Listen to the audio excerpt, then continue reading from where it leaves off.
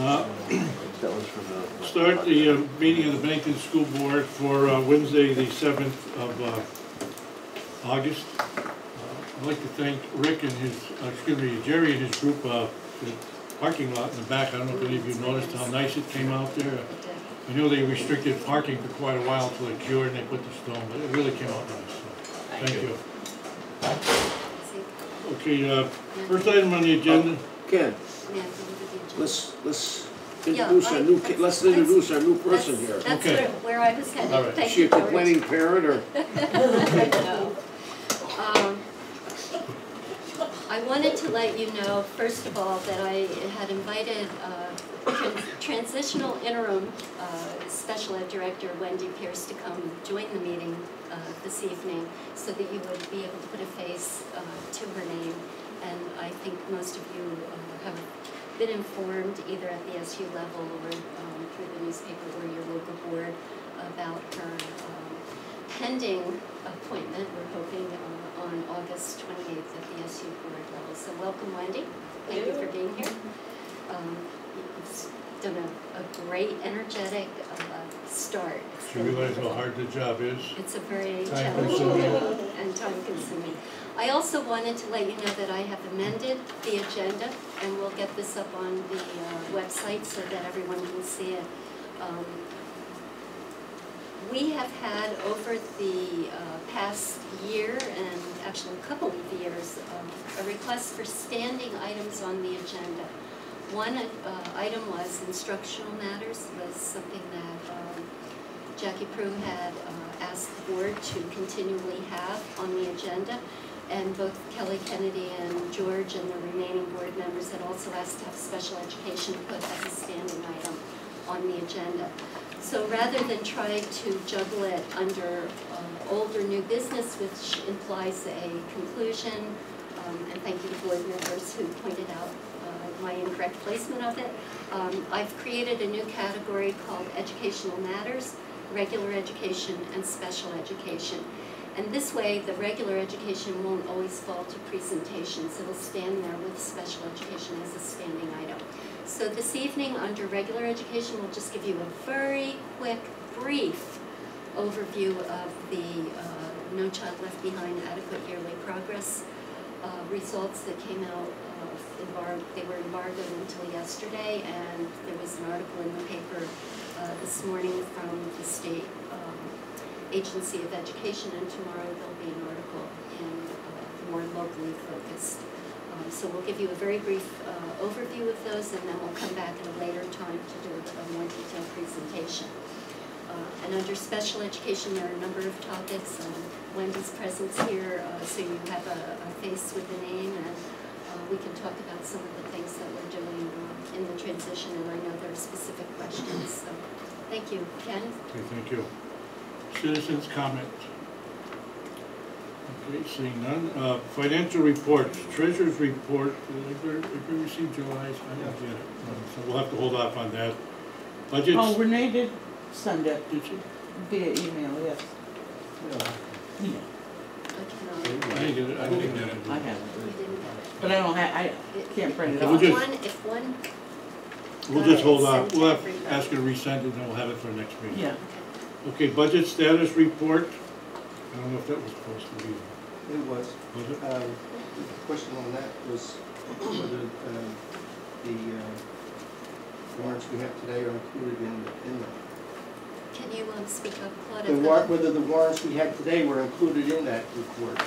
In the budget, these are the warrants. The budget stat. Right. The warrants are usually on your consent agenda. So I saw them. No, but whether those numbers were in there. This would have been 6-6. Yes, that's correct. I'm not sure about 7-3.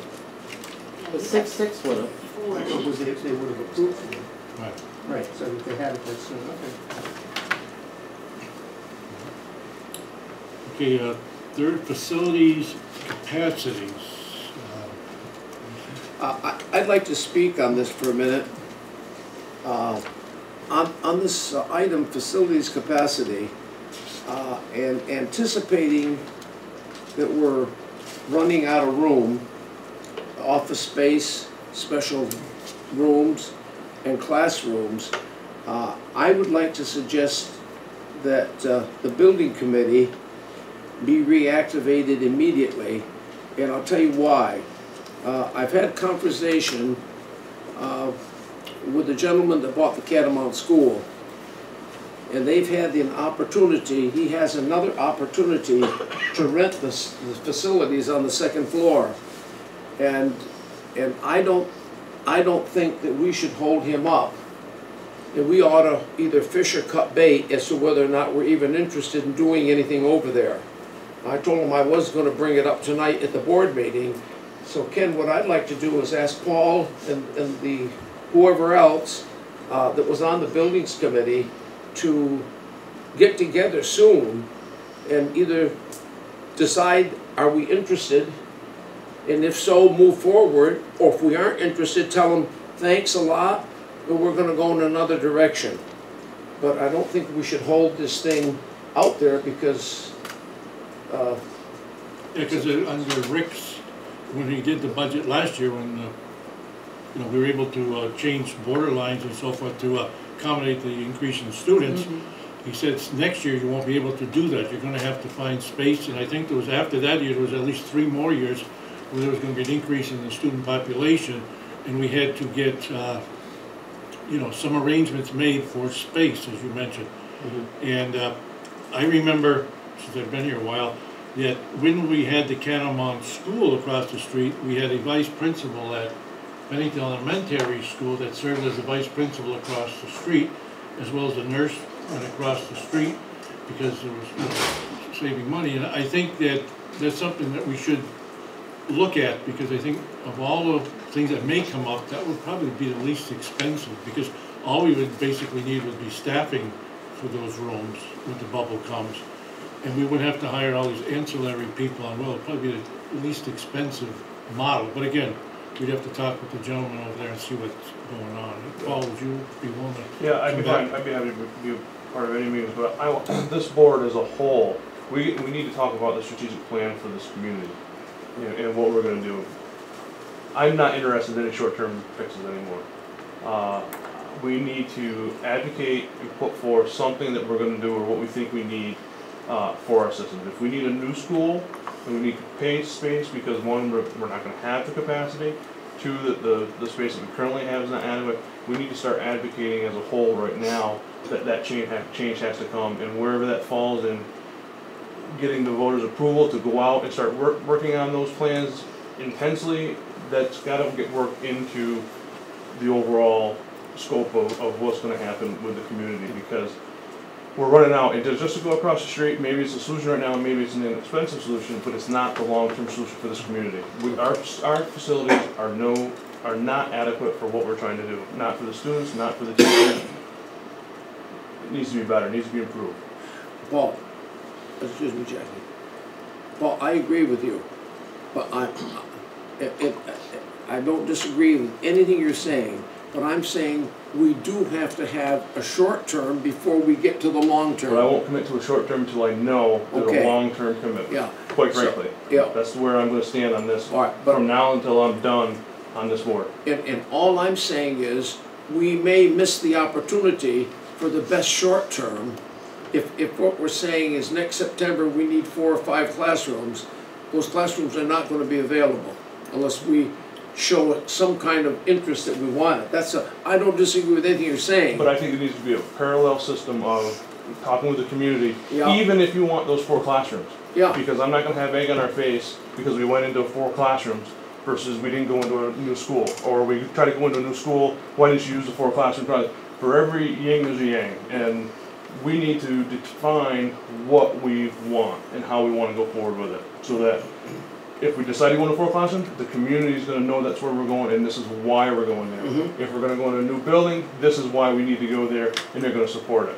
Because this next year is not going to be any more fun. I mean, we're going to talk about it here. This is the start of it. You know, we got capacity issues, we got budgeting issues, and they got to go hand in hand as we go forward. Because the next 5 years we have this problem, and it just looks like we're not managing anything if we don't have that long-term range planning. Jackie. The facility across the street, we wouldn't be renting it for another year. So, if he has somebody Well- that wants it now, He has long-term commitments available to him. He mentioned it to us when we were Yeah, there. no, More that's than a right, year. Jackie, but he has to do certain things. okay, but He has a list of items that, when we went over there, that he has to do, and that can't be done unless there's at least some form of interest. I mean, they're not little items that need to be done in order to make that building acceptable. I agree with everything Paul said, and I was gonna say part of that, but you guys talked before me. So, No, that's fine, you said it better than I would've. But, if that place is serving alcohol, I don't want our students in that building. It can't be. Well, it isn't serving alcohol. Is it serving it after the kids leave? Well, Students not can't that I be. know of, but I mean, I think that we're getting the cart ahead of the horse here. there's one thing that I'll add to you, when we met with him, you know, and the patients that he's showing right now and that he is still talking with, I mean, he is willing and wanting to work with us. Whatever, I got the feeling that whatever our wants were, he wanted to work with those, whether it be on nut issues or different things. I mean, the controls and the measures would be put in place to make sure that everybody was happy. I mean, he's interested, he wants to be, I mean, obviously he's an active person with the community, everything he's doing down there, what he's doing in the building, so, I mean, he'll listen to anything we have to say, he really will, and he wants to do right by us, I do believe that. Ken, speaking to both George, Jackie, and Paul's viewpoint about the long-term look and strategic plan, you've talked about a number of different solutions, short-term and long-term. You've got some building plans that you have been looking at for long-term. And one of the short-term pieces was also tuitioning out. I know Mrs. Livingston missed the public comment, but I know she was here because she was interested in your having considered that before as one of your short-term. There's the use of the building across the street. So it speaks to all of your comments about trying to come to an agreement as a board on what that's going to look like. I view tuition though as long-term, because if I start my child in a different school Yes, it would district, be I'm gonna longer want them That's to right. be there the whole 6 years or whole 5 years. That's correct. Not to sound silly, but there is also, I mean, it does happen, you build it, they will come. There's those that will wanna come back to, if you were to put Oh, a I'm school or sure. facility in place, there is those that will wanna come, you know what I mean, so There's there's a always percentage of the that that will come back, attractiveness of right, it. exactly. I think, cause I see that with like the, when I go to middle school, with my son going up there, and I'm more active up there, there's a lot of attractiveness, a lot to their program, a lot that's there that I think that the community's not aware of, you know, and I wasn't aware of until I started Yeah, getting it's involved. really nice. Can you believe it's the 9th year that things are open, it still looks like a brand new place. It really is. That was for chairman. Okay. So to answer your question, George, yes, I'll be a part of whatever meetings you want. Okay. Thanks. Before we get to D, we have Miss Livingston, you said? Yes. Catherine mentioned that she said you would want to speak before the board, so we'll give you this time now. Okay, so who exactly is the board? I'd like to, just so I know. Okay, so this is the first You time want I've us to ever. introduce ourselves? Right, I'm Paul Becker. Okay. I'm Jackie Pearl. What the motion? Ray Deco. George Sleeman, Ken Swarad. And Kelly Kennedy. Nice to meet you. Okay, so I'm here because I have an issue with, I moved from Woodford into Bennington, but I'm right at the line of Woodford. So, in the best interest of my children, I've got letters and everything.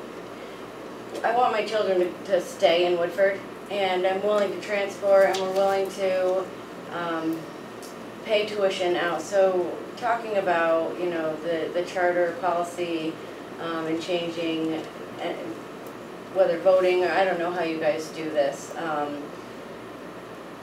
The capacity in the Bennington schools, they're overcrowded. And I heard you were talking about that when I first walked in. I think that's what you guys were talking about, correct? We're talking about They're capacity, yeah. it's way overcrowded. My children have some special needs, and I'm really afraid that they're gonna be lost in the system. I know that Molly Stark, that's my district now, they have good programs, but I work in childcare myself. I've been in it for 4 years. I run my own daycare, And I've had parents that have school leaders that have waited a year or more for meetings to get their children the help that they need. I've also had them complain about not having follow-up meetings. My children in Woodford, I've never had an issue. They get help a week, in a week's time. I'm very happy with that school. I know that Woodford needs the students, so I just don't understand why we can't tuition out. I don't know why it can't even be put, it's not even ready to be voted on. I don't understand. I just wanted to put it to your, attention. Why can't we vote for this? Woodford needs students. I know that they're going to be putting an ad in the paper, but I don't know what. It's in today. But I don't understand what an ad's going to do. An ad in the paper is not going to make residents, 5-year-olds come out of the woodwork in Woodford. If there's no students in Woodford, there's no students in Woodford. Either move the district farther down Woodford Mountain, because I know it's quite a ways up Woodford Mountain, like past the bridge. Bring it down to the end of Woodford Mountain and allow those children on the upper East Main to go to Woodford School, so we don't chance shutting Woodford down. Woodford needs to stay open. They're an awesome school. Their teachers are dedicated. They care for their children. There's like 6 or 7 employees up there, staff, that they are awesome with it. My child went from mid-2nd grade level to ready for 4th grade all in a half a year. She stayed off an IEP with the help of some of the, I don't want to mention names, but the staff members there kept her there. So I'm very nervous, and I'm not downing Molly Stark by any means. I know the programs are there, and I know they're good. I just think it might take too much time to get her in the program, to get him in the program. Both my children would be going there. I've just seen it with a couple of parents. It takes too much time to get, because the schools are overcrowded. Not because the teachers aren't dedicated, and not because they're not trying, but because there's too many kids that need the help. So I really want you guys to think about, or do whatever you guys do to open up a public vote for tuitioning out, giving the parents a choice of where they can go or stay. My kids have been going there since kindergarten. And like I said, I'm just over the line. What grades are they? 4th. So they'd be going, 4th, 5th, and 6th grade. And then they'd be off to middle school. So it's really important, and I'd like to keep them off an IEP immediately. My sight for them, my vision for them is they're going to go into Molly Stark, and within a half a year they're going to be on an IEP, both of my children. And I really want to avoid this. So I'm here to fight for my children. That's what I'm here for. I'm here to fight for my children. I'm here to fight for Woodford School. I really want them to stay open. I think the ad in the paper is great. I don't think it's going to help, because if there's not kindergarten or 5-year-olds in Woodford, they're not just going to appear. I know that there's younger kids in Woodford because I lived there for a while. So I do know that in a couple of years that there's going to be kindergartners, but I think by then it's going to be too late. So moving the district down further the mountain, further down the mountain, and allowing those children to either choose to go to Woodford, or allowing me to keep my children in there. It's in the best interest of my children, and we're always being told, do what's in the best interest of your children, and putting them in Molly Stark right now is just not in the best interest. I don't know if our superintendent spoke with you, but the charter that the Bennington School District runs under says that we must educate the Bennington children in the Bennington property line, so I that's realize our hands are tied, and we don't have any tuitioning out policies at all, so at the moment, there's nothing that we can really do. And again, as you mentioned, Molly Stark is a very good school, and we have a brand-new SPED director, and it's gonna be a big change, hopefully, in the SPED system, where we won't have these delays, because you're not the only one who complains about, you know, calling back and nothing's timely, it takes it, and I know the new individual here will hopefully, you know, make things work much better. And, but you know, I don't think you should be afraid of sending your youngster to Molly Stark, because they do have the smallest class sizes in the district, right? You have smaller than Monument or Van Allen, the classes are smaller, Today. 18, 19, I think.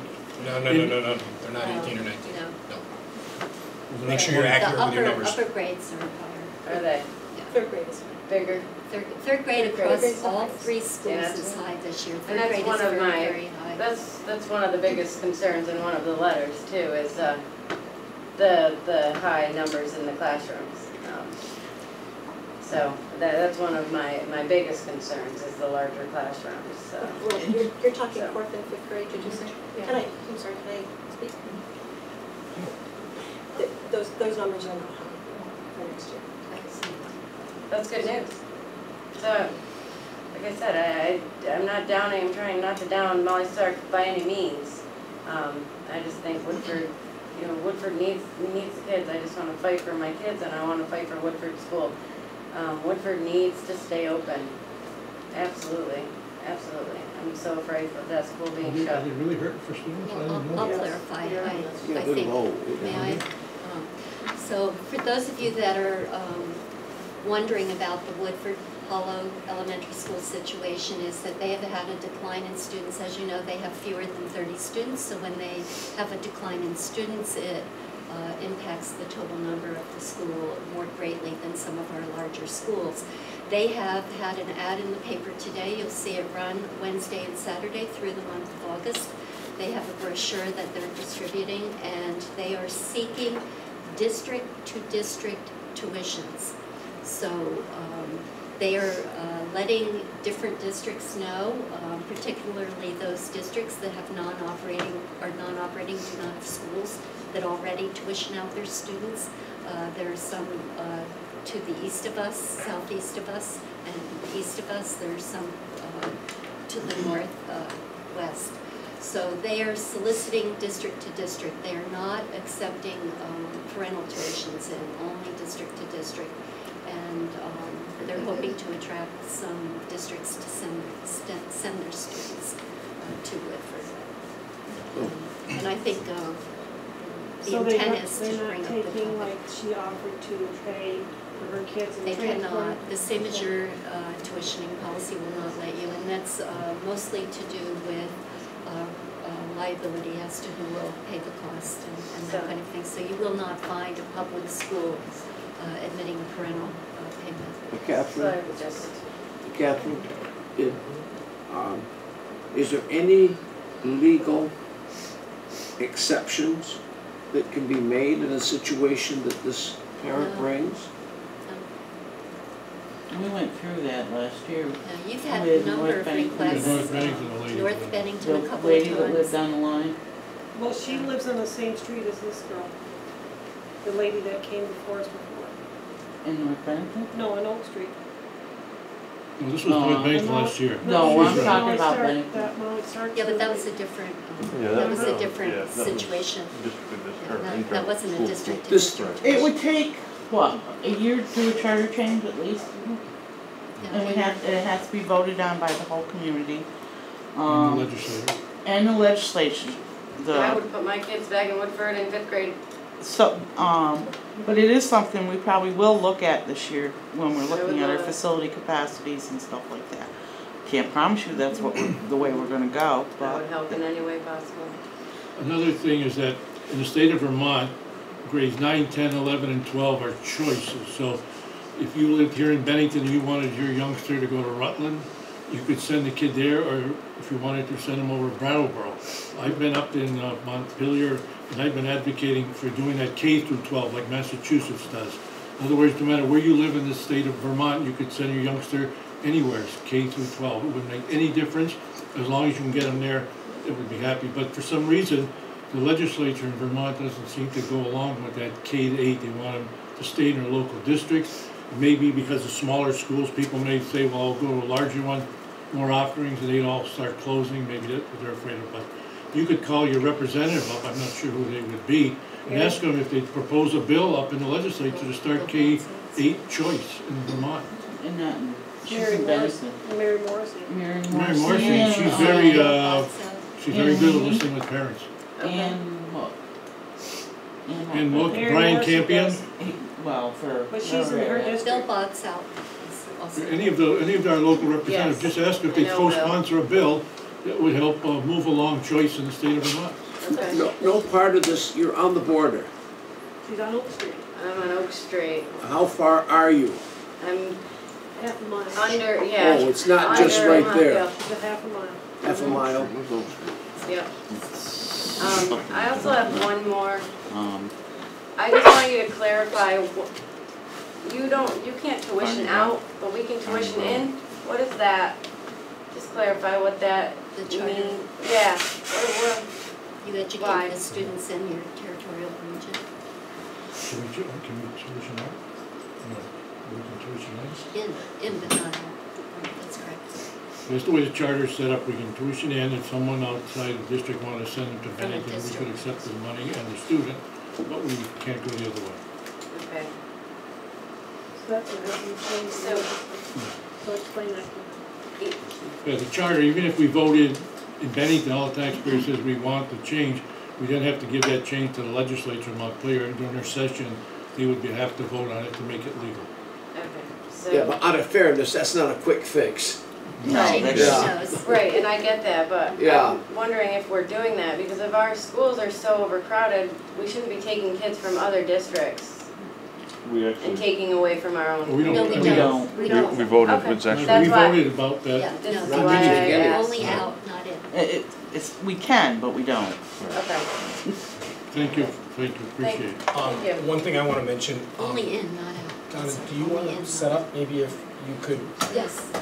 a view, maybe you could meet with Donna and go through Molly Stark on a Actually, private, we separate, discussed that, so yes, you can get in yeah. touch with her? Yes, still. And maybe I'll give the contact information.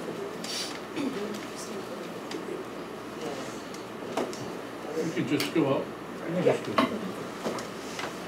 Okay, thank you again. Okay, fiscal 2015 budget planning. Now Rick is in here.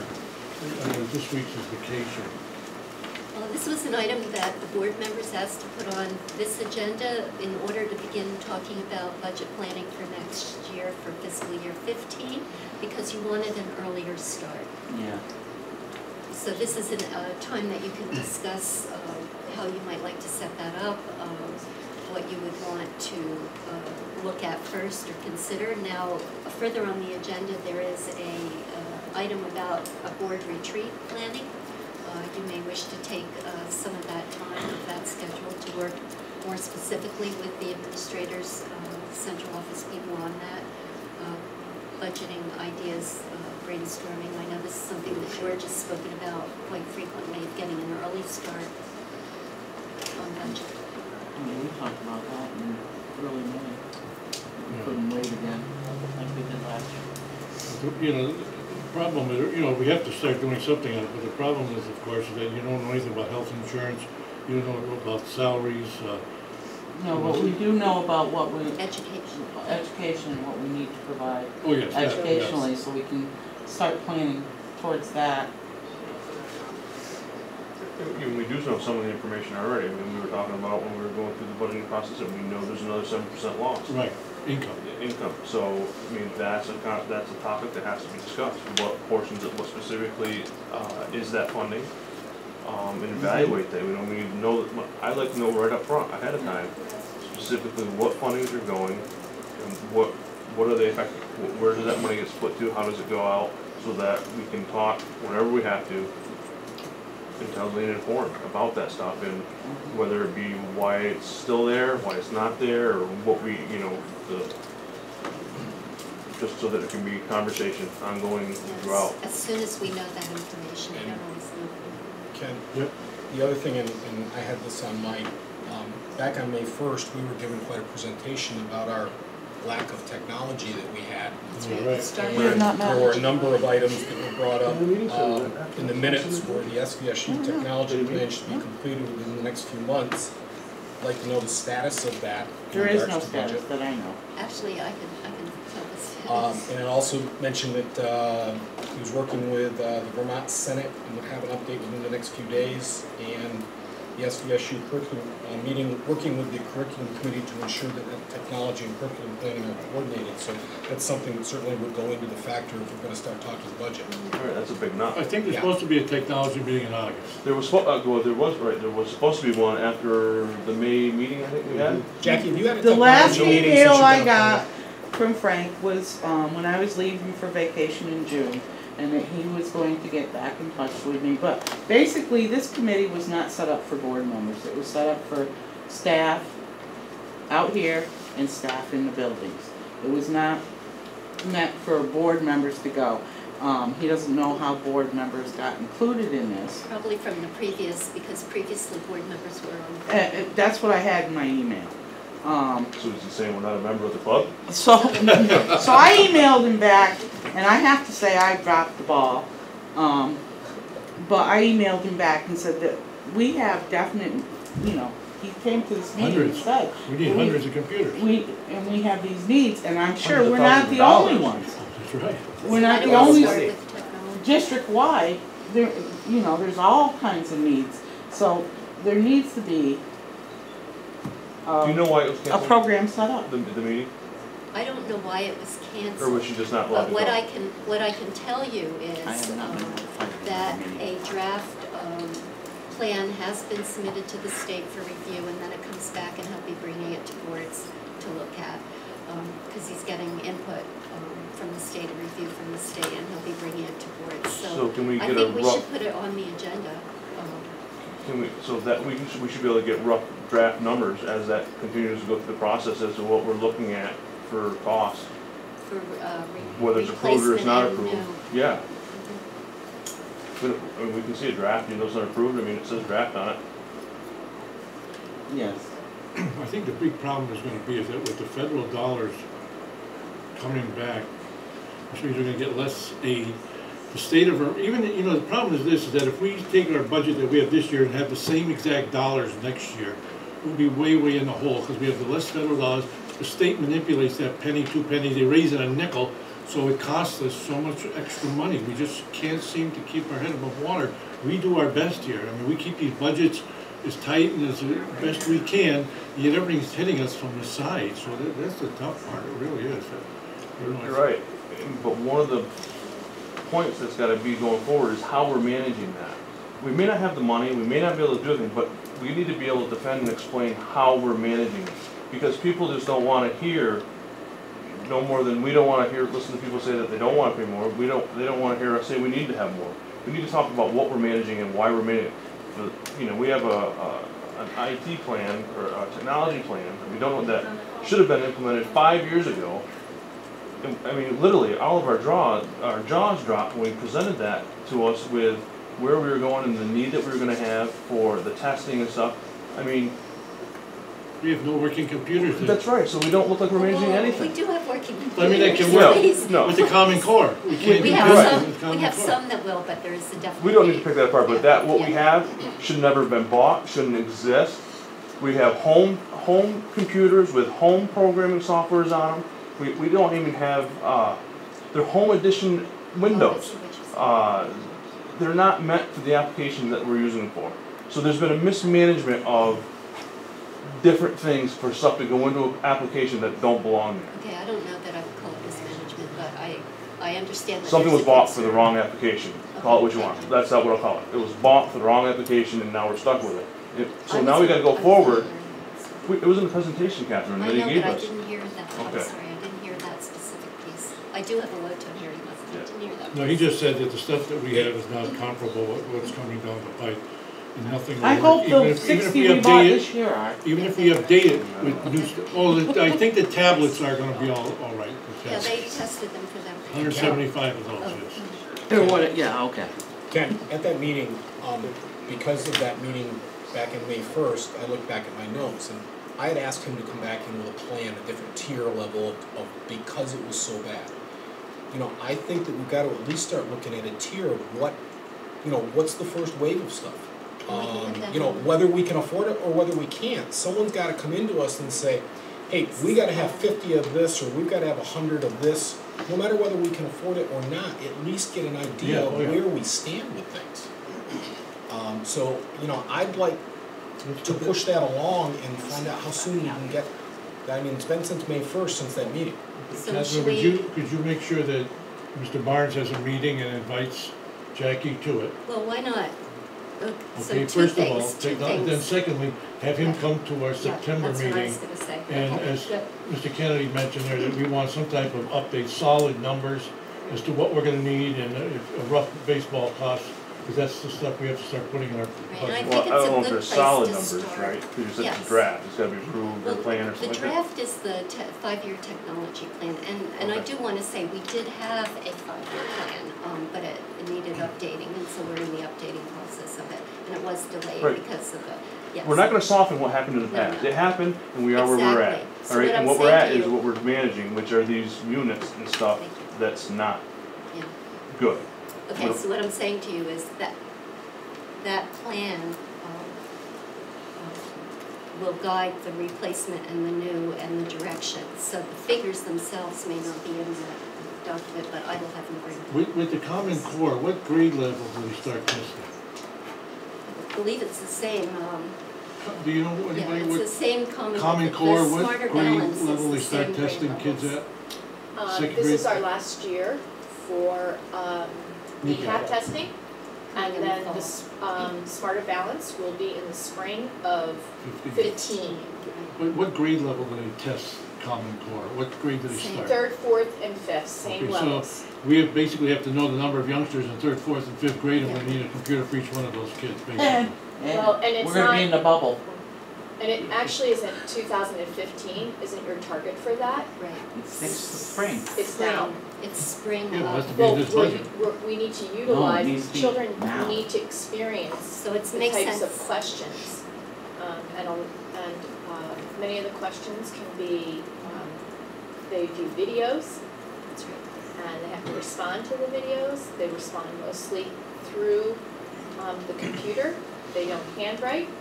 That's why it has to be a good piece of technology to That's handle right. videos and all that other stuff, which our old ones can't do, even if they upgrade the working systems. Okay, so we'll hopefully get Mr. Barnes to invite Jackie to a meeting so she can know what's going on, and then we'll have him come to our September meeting. Yeah, about the- And we'll it'll have, be a first give us, budget all right. discussion. We need some numbers. You're gonna go on that, right? With Barnes? Yeah, Yeah, I'll make sure that I see him. okay. Send him another one, and sell him aboard. No, I'll make sure I see him tomorrow. Okay. Okay, anything else? Thank you for bringing that up about the computer. So, Anything else? Yes. as far as, is that gonna be a standing item that we're gonna leave here on our agenda, this bullet? C, let's put budget, so that technology. we- Yes. Well, I Okay. mean, just the budget planning, and Budget right now we planning have is underneath that, standing. we've got loss and funding, we've got technology plan that we need to know about. And I'm sure there's gonna be, continue to be more And we won't different put it on- specific areas that, Yes. as we go through, we're gonna add more and more detail to that, so that we make decisions properly, and we educate people properly. And we And we'll- create the engagement with the community as soon as we need to, over time, so that it's nothing surprise. Not a week before election day, but, Right. okay, so we'll put regular ed, sped, technology. And then we'll do budget Budget. planning as a separate Okay. item. And I like Paul's idea of bulleting under the budget of what we're coming up with at each meeting, so nothing gets On the forgotten, can agenda be carried itself, on. right, Yes. so Yeah. like under fiscal, so it'd be just like that, you'd have the fiscal 2015 budget planning, then right below that, just a bullet that just says lost funding, technology, some, as we get clear, we'll be able to, So Go for your budget. September meeting, lost funding would have to be the impact of what we already know that's Yes. in this, because we will not know what the loss is another year out yet. but at least we know it's coming, won't be missed. They were Well, we saying don't- 5%, basically, 5.5% a year for Each the next year. several years. That's So correct. that's a big bite when you're getting millions of dollars. Okay, Now, personnel, new BSD kindergarten paraprofessional, Kathy. Yes, actually, Donna McKenzie is going to begin that presentation, so we'll give her a minute to sit down. Donna, are you all right to transition into the new position? Thank you for meeting with Ms. Oh, absolutely, sure. Okay, so,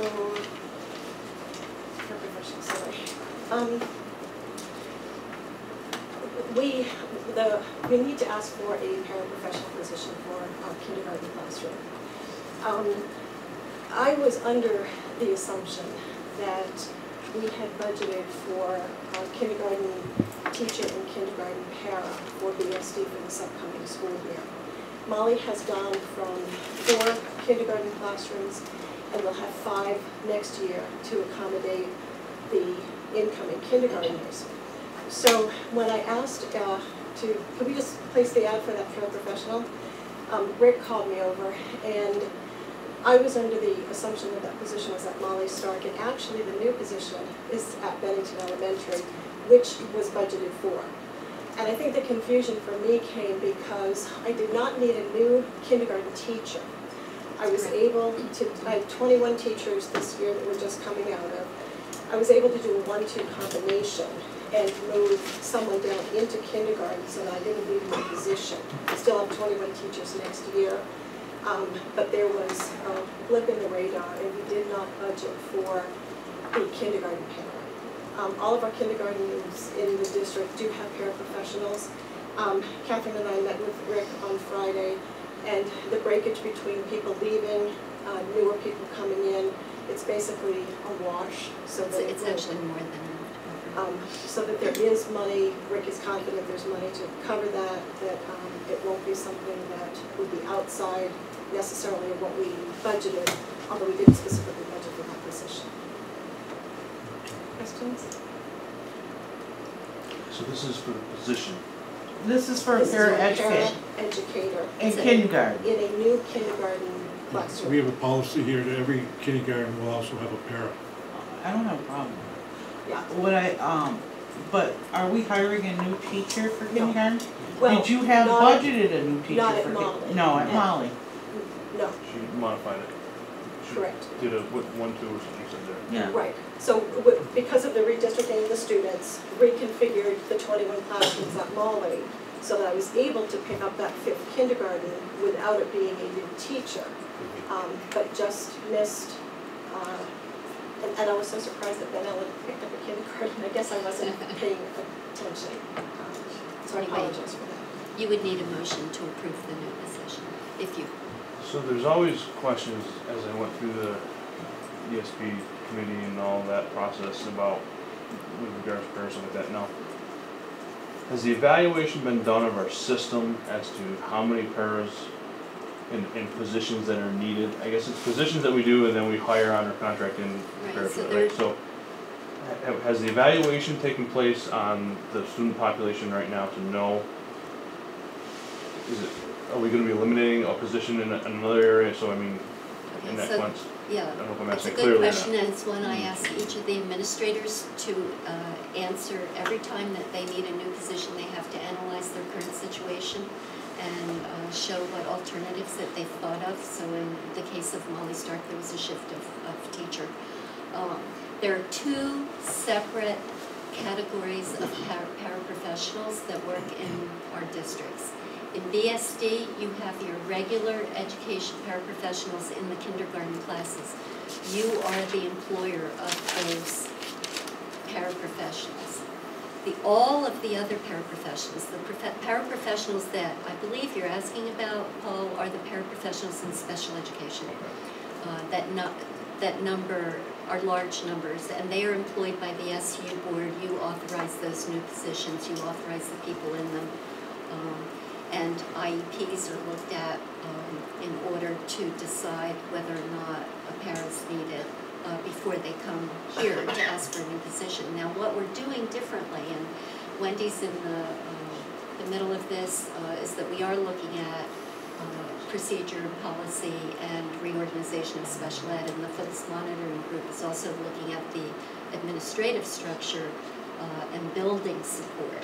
For paraprofessionals, our intent is this year is to have the director of special education meet with the principal to look at the resources in that school before assigning who will deliver the service that the IEP team has made, and that should help us tremendously.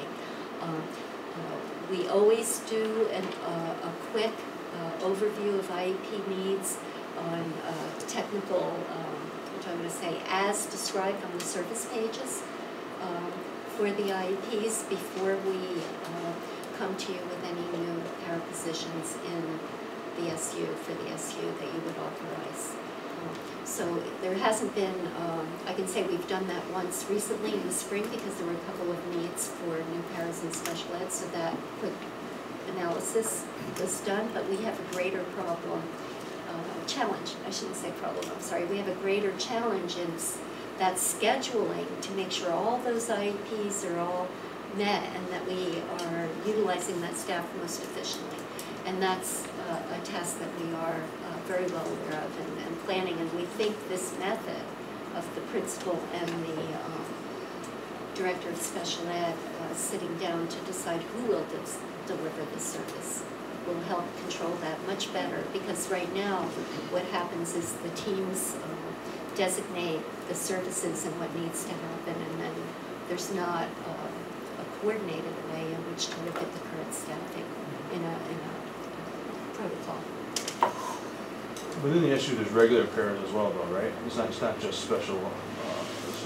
No, special The education. student support center paras or BSD paras. Yeah, I'm sorry, not Yeah. just kindergarten, BSD support center paras are your other ones, but SU does not have any of that special education. Now, if there was an SU paraeducator that was not going to be used due to whatever need, can they come down to the BSD level? They would lose their seniority on the supervisory union list, so it's unlikely they would want to do that. They would want to be reassigned to a supervisory union position. Well, that's where the whole bumping thing comes into play. So Yeah. eventually somebody gets bumped into it. If But it your goes down the chain. bumping is within those paras hired by you. It's a separate seniority list. Mhm. But they could apply. They could apply if they're not worried about losing their seniority. For example, if we had not recalled all of our paras from the supervisory union that were RIFed in a reduction of force, that least senior person wouldn't be worried about their seniority because they were reduced of force, they were RIFed and they could apply. You said we have kindergarten paras. What other paras did you say, Donna? Our student support center paras or BSD employees? Have we done our own internal evaluation? Yes, For that? we've To know whether we- reorganized those support centers quite frequently over the years. We'll be looking at those. And part of the analysis is to look at those to see whether we can freeze someone up. And we have done that. We have actually moved paras from one building to another that were employed by BSD in the resource room, in the support center rooms in order to utilize. So that was all what we have. evaluated and all that Yes, stuff. yeah. Okay. No, it's an important question. I make a motion that we approve the hiring of or the posting of a kindergarten paraeducator for Molly Stark School. Second. Can we have a second? Any more discussion? Seeing none, all in favor? Unanimous. Thank you. Thank you so much. Thank you. Okay, consent agenda. You have a consent agenda in front of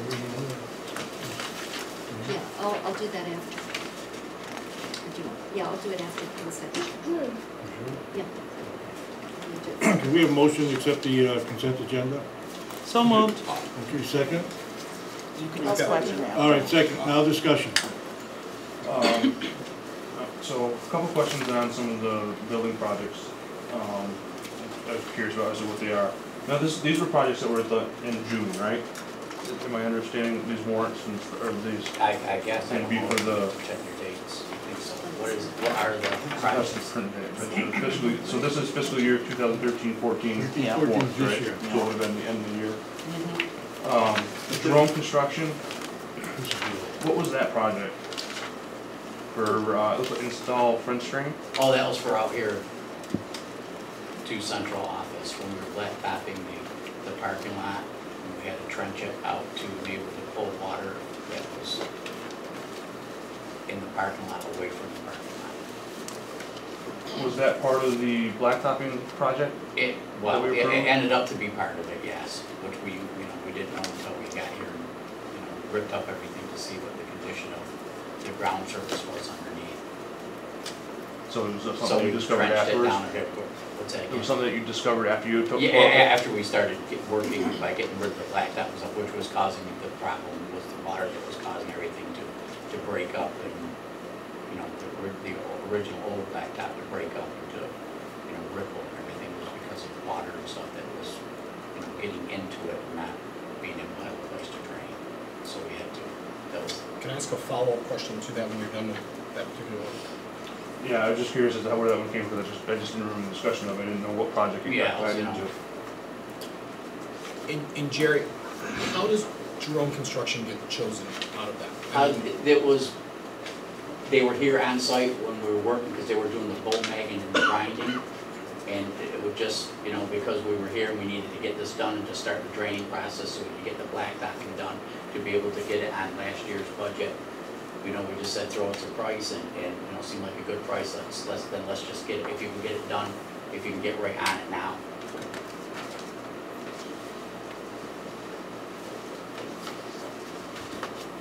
What were we thinking? We thought that the water was the issue to begin with.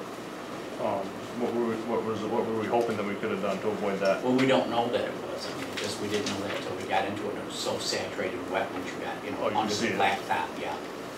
And the only way to do that is because there's so much clay and stuff in the dirt here, and you know how things get later. It's one of those things you couldn't foresee or see until you got doing what we were doing. The other one that I was curious is on Mahar, trucking stone and topsoil. Yeah, we were doing, if you remember correctly, you would ask Rick to, or asked us to take and be able to take $10,000 out of the budget, and we said five projects that we could go around, and one of them was to take and do stone and stuff, and we trucked as much stone as we could with our small trucks, and just to make sure that we had enough, we had, I got a hold of Mike because he was the only one I could get a hold quickly to take and truck some stone in so we could, finish off the playgrounds that we didn't get to. And the edge and the topsoil was to be able to put around the edges that we moved blacktop that we were now. And then the only last one that I had or was curious about was the Dave used auto welding for tune-up transmission work and brake work on Ford F-350. Yeah. 04. Yeah, that's our dump. The other dump that we have. We have two dumps. Okay. We have the brand new one and the N350. So that's not the one we traded then? No. No. Okay. Good dump. No, I'm not that bad. I say you're bad. I have to go through these ones. I put them all up before I sell them. That's all my questions. Right. Some of these might be for Jerry, and other ones I don't know, Catherine, if you can answer those or not. There's a line item, Kansas State Bank, government obligation contract of $40,109. Can you?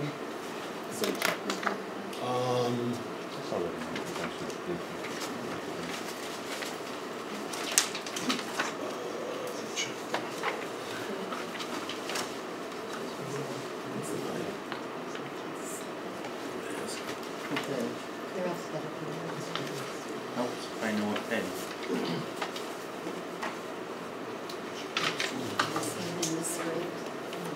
What was the amount for, Kelly?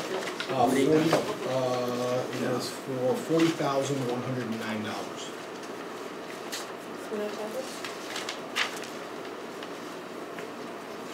So the description is government obligation contract.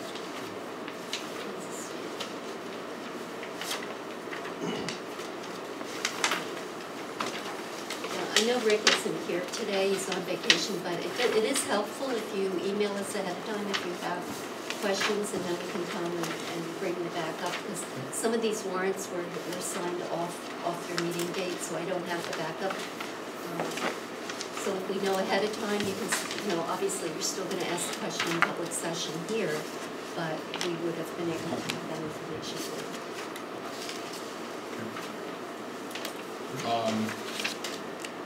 There was, there's a line item for 2,686 to Kraus Livingston for an acoustical wall.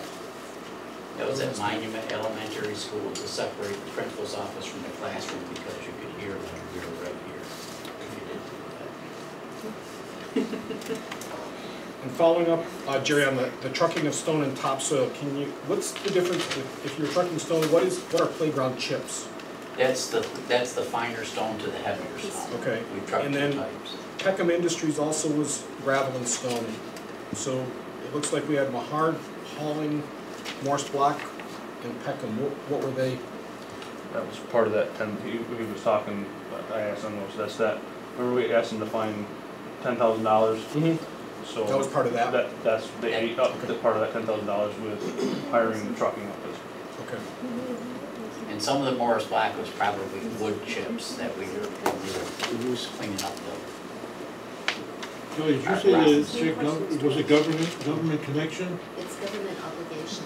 Government obligation contract. This government connection is a thing pass, that we. Yeah, it's a different.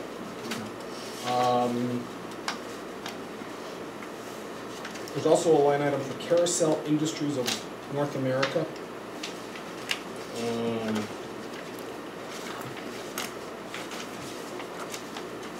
Support renewal.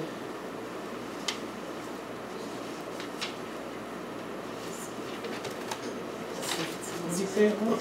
Support renewal? Support renewal. There's 3 different checks. Probably a computer program.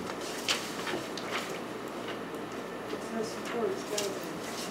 What it It's usually telephone is. support. Don't do it either. Looks like phone support.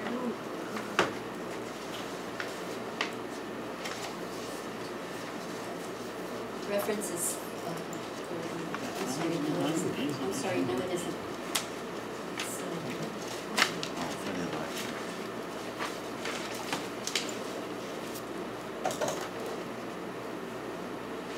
It's, software, okay. It's a software support, I believe. That's what I would think. And that's what it looks like. It looks like where multiple buildings, charges for software support in 10 minutes. And I'll find out specifically which software. Okay. So you're going to find out on the Kansas State. Yep, I've got it. You're going to find out on the Carousel. Yep. Linden Meyer Monroe, copy paper. I'm curious why we buy our copy paper at all.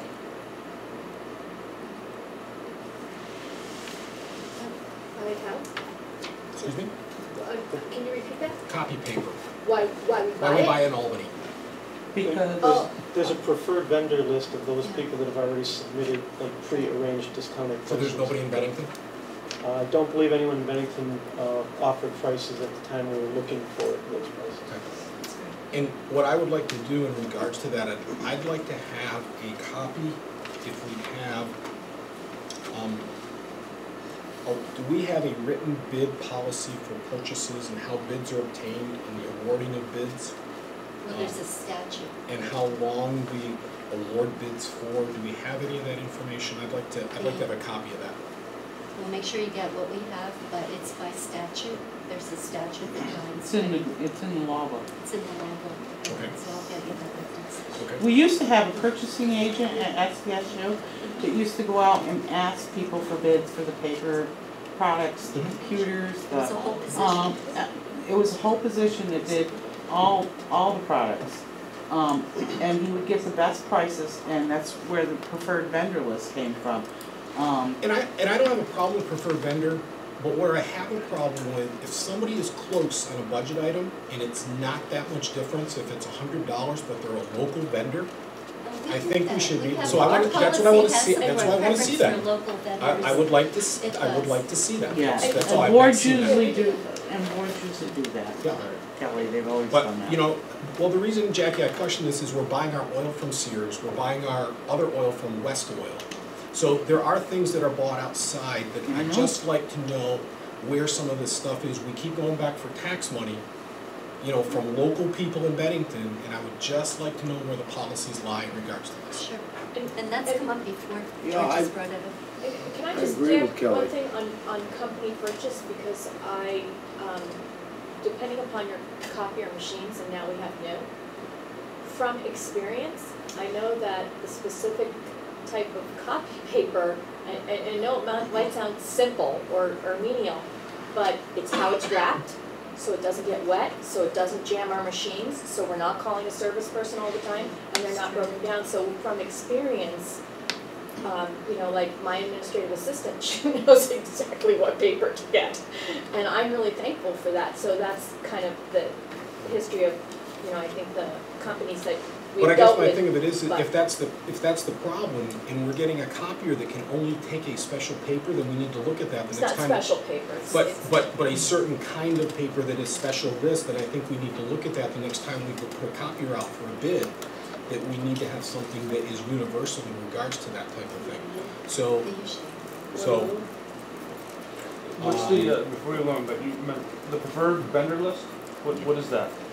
First time I've heard that. I've never seen that either. It's For items that are high cost or high use, that don't meet the supply items usually. $10,000 or $15,000 Bid. bid requirement. People who supply that type of item are given the opportunity to quote like a base price as an ongoing price throughout the year. And usually the 2 or 3 best prices are used as the preferred vendor for that item. Sometimes it's not the lowest because you can get the second lowest quickest because you need it right away, but we have to purchase from those 2 or 3 that are accepted as And preferred. How is it's that very maintained? conservative, it's very conservative, I know, about even post-its and colors and that kind of thing. Yep. So it's very restrictive. How is that maintained, that preferred list, so that it's updated, as you would kind of go Yeah, back to his? we'll put it on your next agenda, it is updated. There are price checks that go out frequently. Can I get a copy of that as well? Well, I think the whole board would. That would be great, want yeah, that. absolutely. That'd be great. Something. Okay. S&K Lock and Security. Who are they? Where are they located? Yeah. Adam's lot. Is that, I wonder if that was your That's Adam's Adam's? business name or It's a not. local. Okay. I just couldn't find them, and that's, okay. And the S&S fence, was a takedown or reinstall. What fence was that, Jerry? Well, we went in with the town and did the river walkway fence by splitting 50-50 with them. Mm-hmm. We had some repairs to Bennington Elementary's fence Okay. along with that, so. Now, is that something that your staff could have handled? Is that what that is? Well, you know, The town. even if we could, we wouldn't have time enough to do everything that we need to do. You know, with the staff you have, you only have 3 people, so much work you can do. And there was some of it that was located in But the that's all town. new fencing and, like I said, repairs. And the last one, it's not a big thing, but I did see that the bid for the blacktopping ran over by a bit. What's the reason for that? We got into taking, having to truck a little bit of gravel and stuff in here and there that, you couldn't foresee needing it until you ground everything up. We figured we'd have enough by grinding the material, but we didn't. Okay. So, Thank you. you're welcome. Okay, any other questions? Catherine? I have a question, but it's just for clarification, but it pertains to personnel. So could we, it isn't a serious thing, it's just I wanted a clarification from one of the principals, but I'd rather not bring it up in open So meeting it would because be, it pertains to a name of a Okay, candidate. and do you want to withhold? It's not a big deal, but I just want to satisfy So, myself. do you want to withhold that from Yeah. the consent agenda, or do Yeah. you want to go into a quick executive session and come back and do Whatever you want to do, I need the principals here. It's just a very simple question, but to protect everybody. I just assume wait and do it at the end so we can Okay, move it so along. Do you have to want to- ask to say a name? Pardon? Do you Yes, have he to does. say a name? Yes. Okay. Yeah, So, it's a simple one. Okay. I just, But then you have and to pull a you want to candidate remove for the nomination. nominations? You're going to remove the nominations You from just the remove all the consent? nominations. That way the rest all- of it's fine, just, Okay. yeah, So you want the consent agenda, amend your yeah, motion to consent agenda less the nominations. yes. Okay, and just Then the, I'll make a Yeah. motion to approve it. A second. okay. All in favor? Okay, that's unanimous. We'll go back on that. Okay, so, All right. so Okay, next item, educational matters, regular and sped.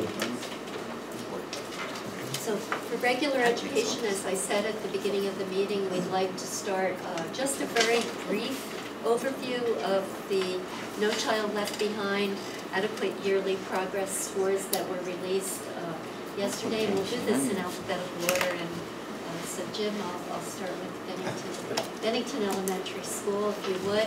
And we will come back with a more detailed presentation that will tie into the building action plans in the fall so that you'll see what improvements have been made. What I will remind you is that the test scores you're looking at are from this past fall. So all of the effort that has been done this year will show up on next fall's results. And also, you will see as you look at the data that some of the schools were not able to take the test in the fall of 11 because of the storms, so we're really seeing comparisons to a year prior to 10. I'm in a meeting. As Catherine said, the scores in which this conclusion is based on are almost a year old now, so we've been working on addressing these issues during this current school year. So this is not a surprise to us. A year ago, a board member, I don't remember who it was, asked me if we would make AYP this year when it came out, and I categorically said no, we won't. Just because those marks are just too high for us to hit at this point. Not that we're not trying, we are continuing to make adjustments and try to restructure and reformulate delivery of services and those types of things. What we have done to try to address some deficiencies, Polybath has been contracted to help us with some restructuring behavior procedures in the building. Disruptive behaviors do indeed affect scores by not having on-task time in the classroom. We're trying to connect and integrate procedures, make much more clear across the board with everybody as to what are classroom-based issues, what are building-based issues for administration. We've looked at clarifying our data and how to be able to make decisions more clearly based on that data as opposed to some subjective reaction. We're restructuring to try to implement a flex room beginning of school in the fall. We're hoping that will address some of the disruptive behavior, but more importantly address the needs of those kids who are engaged in those issues so that they themselves can have a better school day and get more out of their day. We have also used our title personnel with a more targeted intervention. We have focused that more on the K1 and 2 level. Our building-based data show that we're being pretty successful at that. That won't show up on this testing for another couple of years because K1 and 2 are not part of the statewide. But we're hoping that the gains we've made there will start to turn the table, as we see time go on. Can you just walk us through your chart here so that I know what I'm looking at? Yeah, please. You gotta walk me through here. I'm a data guy and I'm not reading this. Okay, you'll see the same chart for all three schools. Okay. And basically it's a state form. The front section, not to spend like hours and hours. Just so I know. Basically is based block.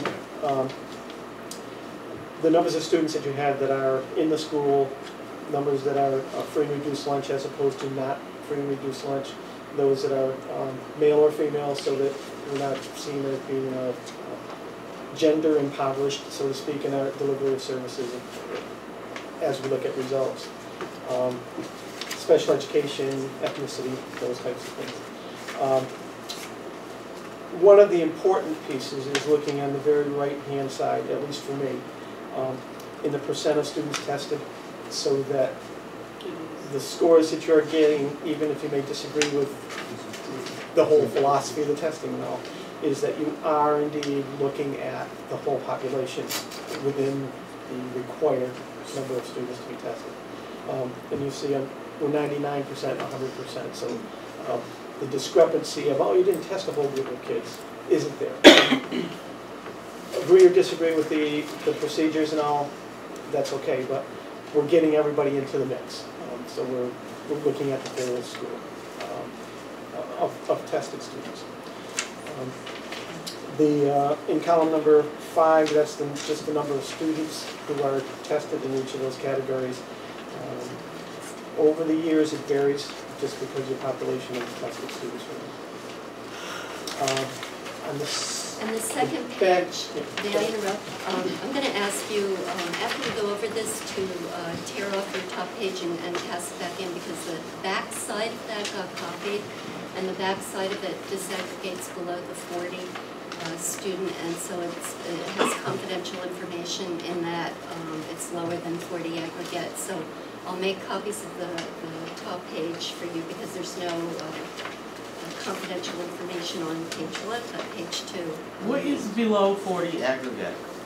Because we don't disaggregate out that data if it's below 40. It's the state regulation. And you'll see it says it's not for public reporting on it, so it got copied. Is that 40 students? If you have less than 40 students, in a subcategory. In a subcategory, the number of students with that characteristic become somewhat identifiable. Therefore, the state does not report, because we don't want to be able to say Johnny or Billy is the one in that group who is causing the problem. That's not fair. And there's some ethnicity, and so we really do need to collect those from everybody, even the public. And I'll give you the top copy. I'll copy the top, which is part of what we can do. So I'll do that. On their front page, am I reading this correctly, on academic indicator number 6 at the bottom, it says this is the percent of students in the lowest achievement level in a reading test. So for all students, 16% were in the lowest level. Is that what that means in reading at Bennington Elementary? That's correct. Okay. Yeah. Where's the same results for math? I'm just looking, I can't find it for math. On the second, on the back of the first sheet, it's broken down. Top half is reading, bottom half. Where's that percentages? There's nothing like that for. Right, they don't break it down specifically for reading and math. It's only for the entire school that they look at for that item. That's the whole academic though. That's no, it's I don't know. The academic indicators is mostly to find out whether students who are in a subcategory are being unproportionately identified in a diminished performance category. We used to get stuff like 28% of our students in the 5th grade were proficient in math, yes, and so much were basic, and that's what I'm looking for, those numbers, but I don't seem to see them here. Right. I actually photocopied some stuff, but I didn't make enough copies for everybody. Our performance numbers in that category are more in the 50%-ish area. 50, 5.2, 5.6. 50% proficiency in math, is that what you're saying? Let me Hasn't that increased? find the copy. I don't know why does the state produce such, I hate to say meaningless, I mean, no one can interpret this stuff. No. It's about how much progress. It's not about proficient with distinction or proficient or below. It's not about that. It's about how much progress the child makes throughout the year. But they are reporting what you're talking about. This just isn't, that's just not the AYP. Yeah. That does still get reported. We'll still It get gets that reported. later. This is just Well, out of your that's- yearly progress. That's out. This report that you're looking at, that I just passed out, is mostly used to determine whether we are meeting the No Child Left Behind requirements of all students being able to perform at a proficient level by the year 2014. All students, regardless of any circumstances. Every student will be able to meet the standard. The kneecap information is more what you're talking about, Ken, where a percentage. Oh, this isn't the kneecap? No. Right, that's correct. For kneecap results, over the past 4 years in reading, we've increased slightly in our overall performance, 53% to 56%. I mean, that's not enough, but it's better than going the other way. I mean, it's creeping, but very slowly. But again, this is not for the same purpose. On the back of the page, it breaks the information for No Child Left Behind information out into reading and math. And we didn't meet. The graph that you look at more or less indicates the breaks from the beginning of No Child Left Behind to 2014 when everybody is supposed to meet the requirement. And it's squared box with the number in it on the right-hand side is where the number is for us. In math, we've got a significant gap to make up. In reading, we do have a gap, but it's not quite as significant. We need to continue to work on achieving that. So if you, so looking at that graph, that I can see something there. So you're saying that the solid bar is the goal, where they're saying from the start of No Child Left Behind where people should be. Correct. The squared box with the number in it is where we're falling. That's our actual data. Correct. So if you look at that, and you look at reading, you look at math, and do the same thing, it's flat line, it's flat. Yes, in math, that is correct. Math, in reading, we dropped. But I mean, you're within back on the down. 10, 15, I mean, you're right there, you're not on a climb necessarily. Yep. So my concern, and I have this in general when I've experienced it in my own son's kids' education, when we talk about here, there's always something new. We're doing this, we're not going to see the results of this until that. We're not going to see the results of this until then. This isn't encouraging, I guess. I don't know how to say it, but like, how you, like, I agree. what methods? I don't know. How can we gauge that we're making changes in our methods to indicate? I mean, because things they're just kind of flatlined. From over the sense. Yeah, I mean, we have. I know it's tough. I'm not going to put you on the spot and make it, but I mean, these are the questions that the community are going to come at us and say, you know, I mean, you know, when we start talking budgets and all this, I mean, this is going to be part of our active conversation, and you know, we need to be able to speak to this, just to say, you know. Well, I'll give you my personal. This is not my principal Bennington Elementary response. My personal response to this is a statistical data analysis that is unrealistic and is arbitrarily imposed by the federal government. That's my personal response. And a lot of people have that opinion. Right. That doesn't dismiss us needing to work on getting there. The kneecap information gives us, I think, more direct information in specific items to be able to say, oh, this is a problem area. We need to address the informational text or student understanding of language structure or things like that. Those are the things that we've been targeting more over the last couple of years, and I think we're doing better at that. And I get the point of, like, it's always out there, but students and their lives are always kind of it's dynamic. It's moving. yeah, I mean, I know it's a dynamic. It's fluid. There's good years and bad years. There's all those types of things. We need to try to get a better handle on all of it and try to pump everybody up. I mean, I wouldn't hear for a minute say, got the answer now. You know, here it is. No, I can only say research has found that this is going to be good, so we're going to try it. Let me ask you this.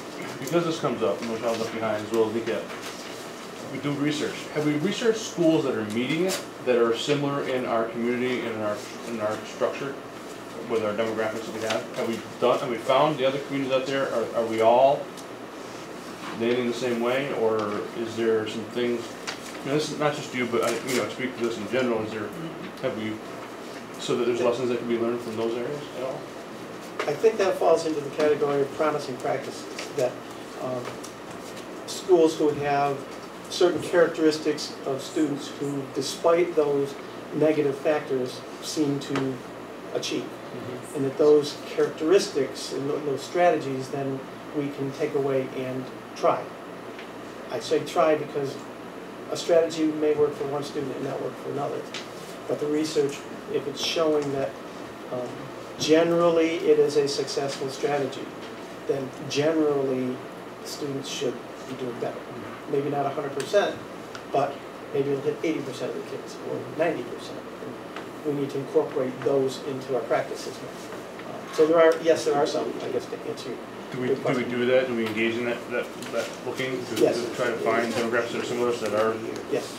And I think many of us go and visit schools too that have an initiative going that's really seems to be successful. So I think we draw a lot on what other schools are doing successful. Monument just visited the Dover School, which they're second in the state for their scores. But I think you have to take into consideration, population of students, you have to take into consideration class size. Every staff member there, and I actually did a day myself and talked with teachers individually and all of their support staff, and it was not with their principal present. He gave me an opportunity to talk with each one of them at each grade level, and one of the biggest indicators was typically the top indicator. I said, what do you think? Why are you so successful here? What's the top indicator? Small class size. Even though we know that it's really hard to find the research to support that, every single instructor told me that. They weren't together. They were all separately and interviewed separately. And we find a lot of that information, right? And we talk about it. We said that. I guess what I'm saying is what you just kind of summed up is, are we looking at the communities that do have our population, are constrained with the economics culture that we have here? Dover to us is not the same. To me, it's not quite an apples to apples. It's a different population. So I guess I'm looking to wonder if we do that. I guess I'm hoping that we do, or to look. I don't know where they are. And I think it's also important to acknowledge that staff members came back and saw things that were vital to think about implementing in our school. But those staff members now want to come see us, because they know that there are things, after talking to our staff members, that they would like to share and bring back to their facility. So it is an exchange. It's not a perfect match, I completely agree. But there's something going on there. Yeah. So the way to figure that out is to really spend time with college. I hate to put a damper on all this, but I agree that we need small class size, to an extent. We need decent, nice cozy class sizes. But I also think that we need to start expecting more. Expecting more of our students, whether their behavior's bad or their behavior's good. They can learn and expect more. There are certain kids that are never going to make AYP. We all know that. And it's not their fault, it's not our fault. We can only do the best we can do with what we have. But there are far more that if we expect more out of them and don't prejudge them, which I think some people do, that they will strive to do better. And we have to somehow put that into our buildings, into our staff, into our faculty, all of them, not just a few. I know there's a few good, very good people that expect a lot out of their students, but there are those that, no, I got this one and I got that one, so I got to deal with that, and I'm not going to have expectations for the other 20 kids in my class. And there are teachers like that, and there are staff like that.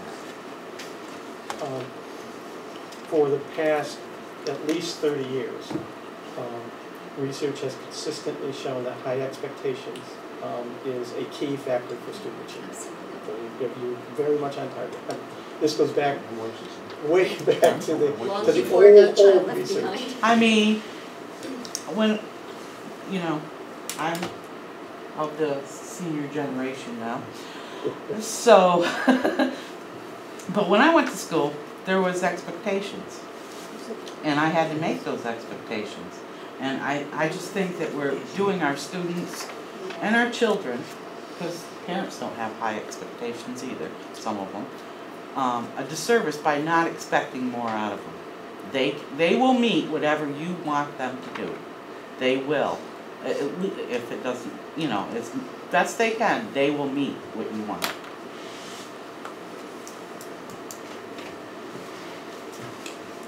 Do you want to go first?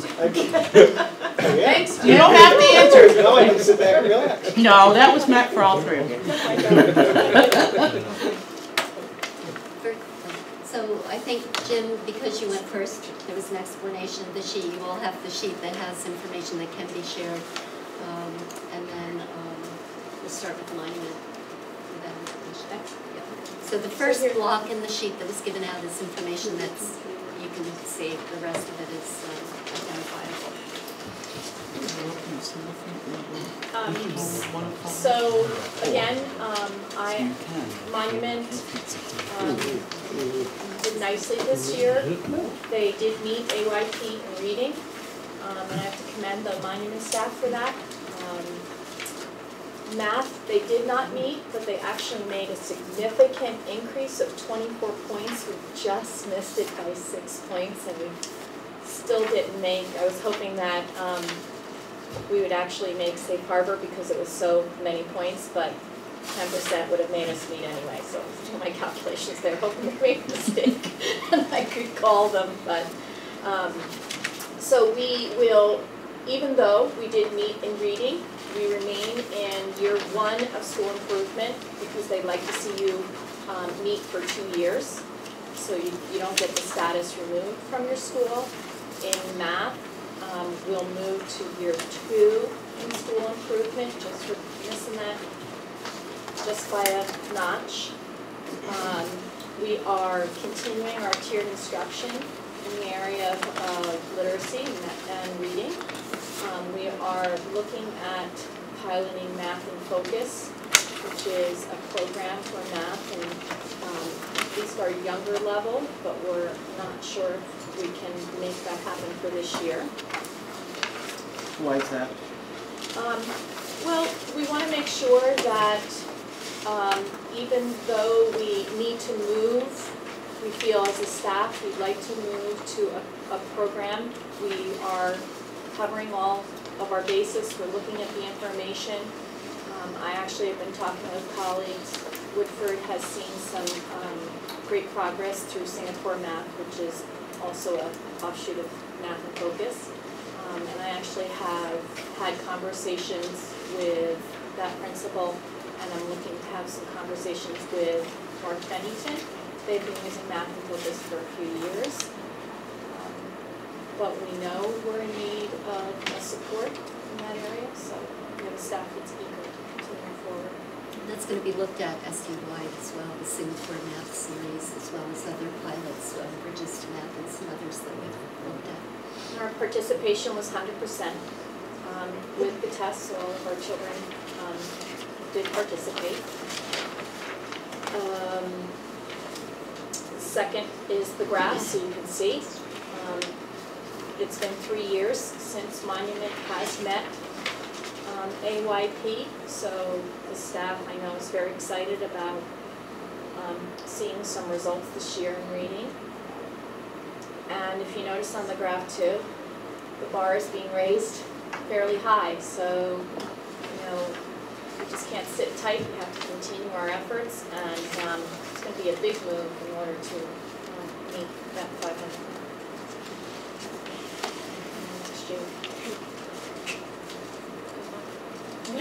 Good luck. Will youngsters be tested in ECAP in this fall and October, the last time? Yes, This is the last fall. one.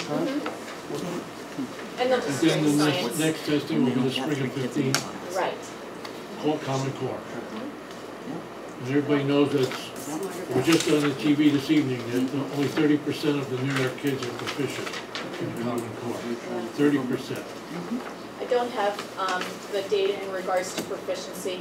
I can pull it up on the DOE on my Yeah, it's on the DOE Sure. website, and we'll get into more depth about Yeah. it. What I I can certainly never provide understood, that. I never understood about Vermont testing is you get a youngster in September, you teach them everything that they need to know through June.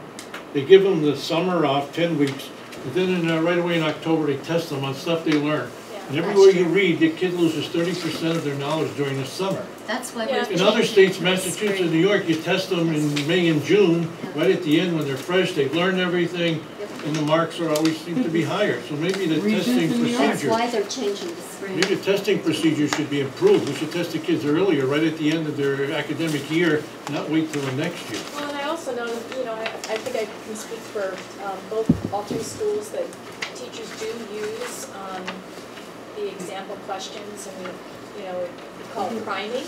So in the spring, we're looking at those example questions, and we're working with them with students during the classroom.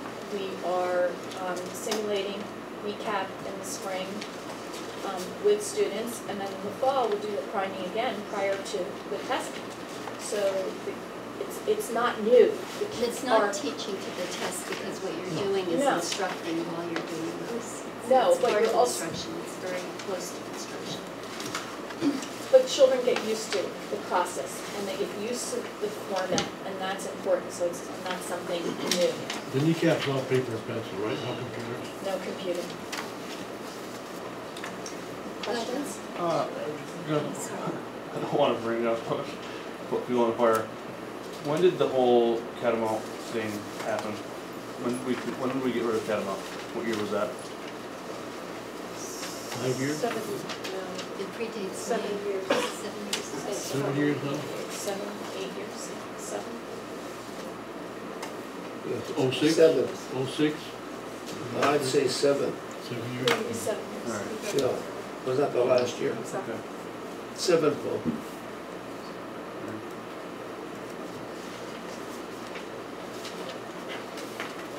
Okay, so I won't go through all of the charts because you know all about those by now. There'll be a test at the end of the night.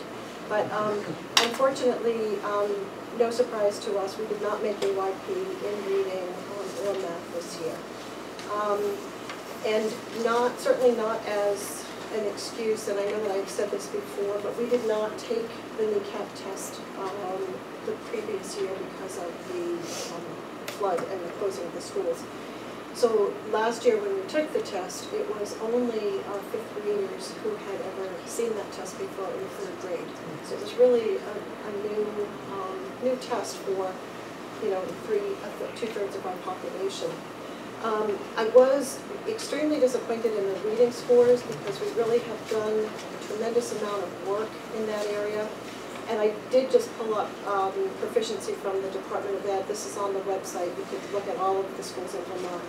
And this year in reading is actually the worst year in 5 years.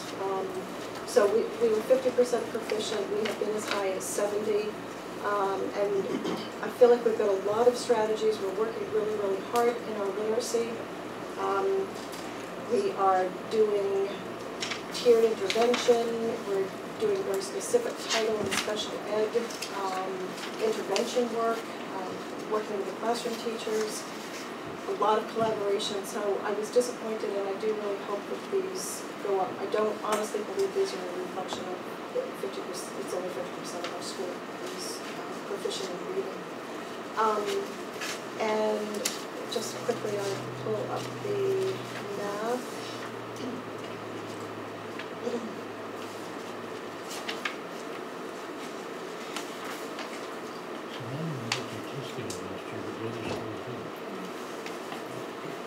And for math, this year we actually were exactly the same, 50% proficiency, but we actually have done better this year in math than we have over most of the past years.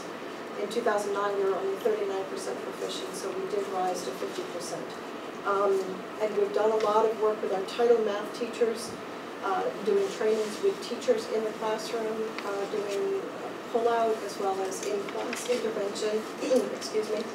And we are in our 4th year of using the Bridges math program. And we do a lot of, like I said, in-house professional development with our teachers. So we definitely are seeing an impact there. And I certainly hope that we see that impact with improved reading scores as well. So I will say that all of the principals in the supervisory union will be concentrating on data analysis during their retreat this coming Monday and Tuesday. They are going to be looking more in depth about strengthening their data analysis teams in the schools and how that translates into instruction. One of the things that I think they've described, and then I'll stop so we can get on with the agenda, but one of the things that we have changed over the years is rather than monitoring students or checking in on students' progress periodically, we're doing it more and more frequently. And so our interventions are more immediate. We're not waiting until a few weeks or a few months out to target those students that need an intervention and then wait until we can fit them into a group entitled supplementary service. We're doing much more frequent monitoring and immediate intervention, some of it in the classroom and some of it in title. So again, the hard work that's been done and a lot of improvement this year is not reflected in fall test scores, as Ken has pointed out. The other thing to remember is we already started a 3-year implementation of the curriculum for Common Core, which is not this test, it's the newer test, so we're in our 3rd year this year in implementing that. So at the same time we're trying to keep up to the group of this expectation level, we're also moving into the expectation level of the SBAC test and the Common Core. So we're doing both right now, and we're in our 3rd year of implementation for Common Core. I have a question here. It's actually been the 3 principles. What could parents do in regards to assisting in, working with the reading? I know that, there's stuff that goes home, the Partners in Reading program, items like that. Is that Partners in Reading program ever assessed? I've got a personal, with it, how it works and things like that, and only because sometimes it gets to be later in the evening and all of a sudden the kids aren't focusing anymore, especially at the younger level. Has there ever been any look at what else maybe we could do, and not we as board members, but we as parents could help and assist with the school, and maybe look at another program besides the Partners in Reading, or how that's given to some kids, or maybe that Partners in Reading, maybe the kid gets 15 minutes before he goes home from school where he's still a little focused in school mode instead of home, dinner, the whole deal, and then mom or dad say, hey, it's time to read. I don't want to read. So I'm just asking if there's any look at how the parents may be able to be a little more involved in helping with these test scores getting up too. We do have some data indicating that it is successful. It's not standardized data in the sense of a kneecap test, but we do monitor it. We do. So are you talking about Partners in Reading? Partners in Reading, okay. Just the Partners in Reading. So, and we have determined that it is having an impact on students to perform better. My kind of off-the-head reaction to what parents can do is what they've always done. Read with kids, read with kids, read with kids, talk with kids, have them read road signs, cereal boxes, just, all those old-fashioned types of things that just keep kids involved in understanding the language structure, understanding words, relationships, synonyms, antonyms, just language. I guess where I was going with that, the Partners in Reading program, I think it's a great program. But when you get a book every single night, and it may not necessarily always be on topic, and I know that can be adjusted and changed and modified, but why not make it, why not look at this partners and I'm sure it's some government, but to send home a note that just says, read 3 cereal boxes tonight. And give a kid a creative way of reading that particular night. And still have to sign that, hey, my son read, or my daughter read, or, read the back of 3 soup can labels, or, That's a good idea. I'm not saying that people Teacher shouldn't do homework. that. The difficult Idea. piece would be getting data that would correlate with the level of reading. The readers are actually leveled, so we know that a student is at level A, B, C, D, E, F. That's part of how we're showing that they're progressing in that. The cereal box is, I don't know what level it is. I'm just saying once a week, something fun, something, a little bit different that, that you're not getting. That's a great idea for homework Mm-hmm. from a classroom teacher, Right. those kind of creative things. But I think that I would agree with Jim, Partners in Reading really focuses on a very specific task. It's leveled reading, it is geared to interests of the child. You can make requests as a parent.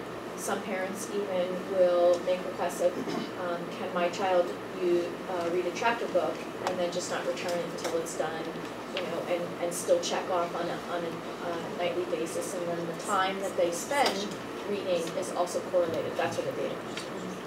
And I think another thing, just to, like Partners in Reading first started, it was also viewed as a way to get books in homes.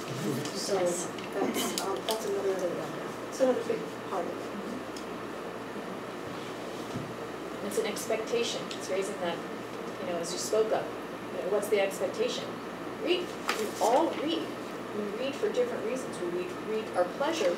Reading is also different amongst all of us. So, but the object is, we read every day for some reason, and to have that become habit, and have that become a behavior that you're really supporting, not just in school. You just don't read in school. You read for life. That's the goal. So, I think you guys, at Bennell and Molly in 12, we didn't do it for the storm, right? We were able to fit it in 12 at the monument, right, for the I testing? wasn't Is I'm that what not this really is sure showing me? because I wasn't Yes. there. So, you're gonna Yeah. percent change, let's take, Claude, or anybody, figure percent change. Alright, you take one note, take your original minus the new divided by the original, times 100, is that correct, for percent change?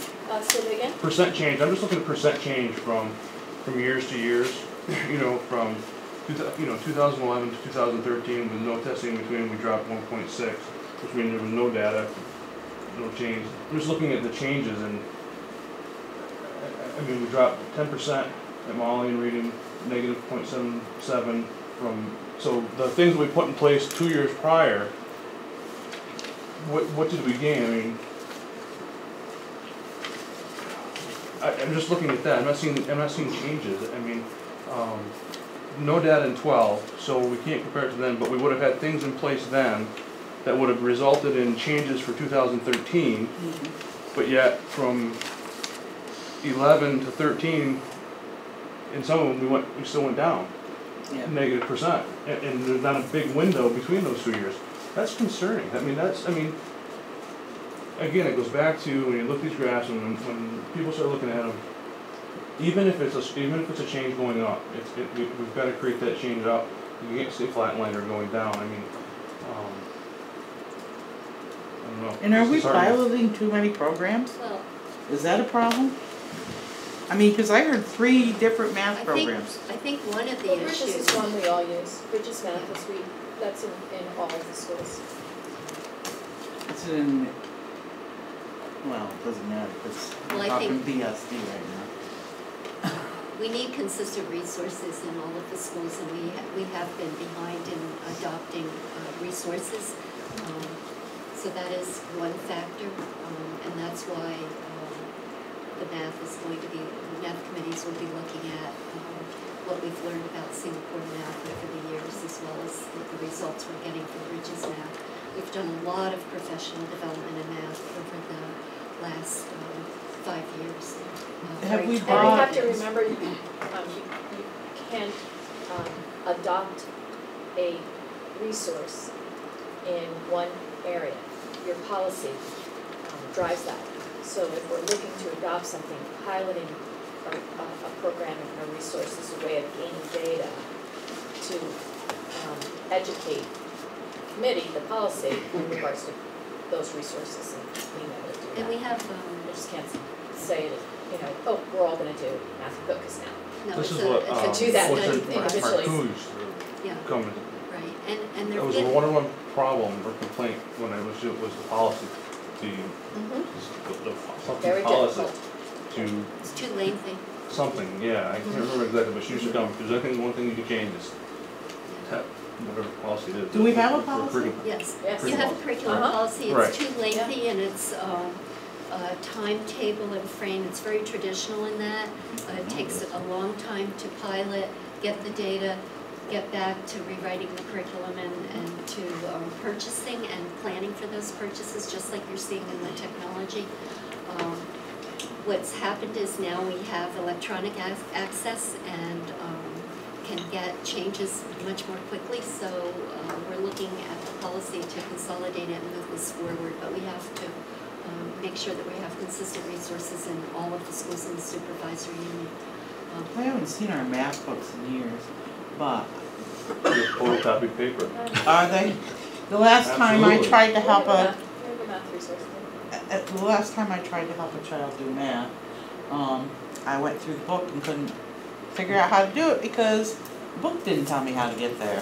There's been some talk about having more information for parents on. You know, when the parents can't help the youngsters do their math at home, like you want them to help with reading, it makes it difficult. That was the reason why I wouldn't cut textbooks out of, not getting rid of materials for the budget, because there's no books going home. I'll We tell you don't have what, the information for it. one thing we're hearing at the high school, since, you know, the proficiency is about 30%, is that they finally said no more of these ridiculous long blocks. They're gonna be going, take your math 1, 2, it's gonna be a full year, short 45 minutes, and give them math all the way across instead of doing it for 1/2 year for an hour and a half. And it was difficult for kids to sit there for an hour and a half and being interested in math. So now they're doing it, most of the math classes are switching, right?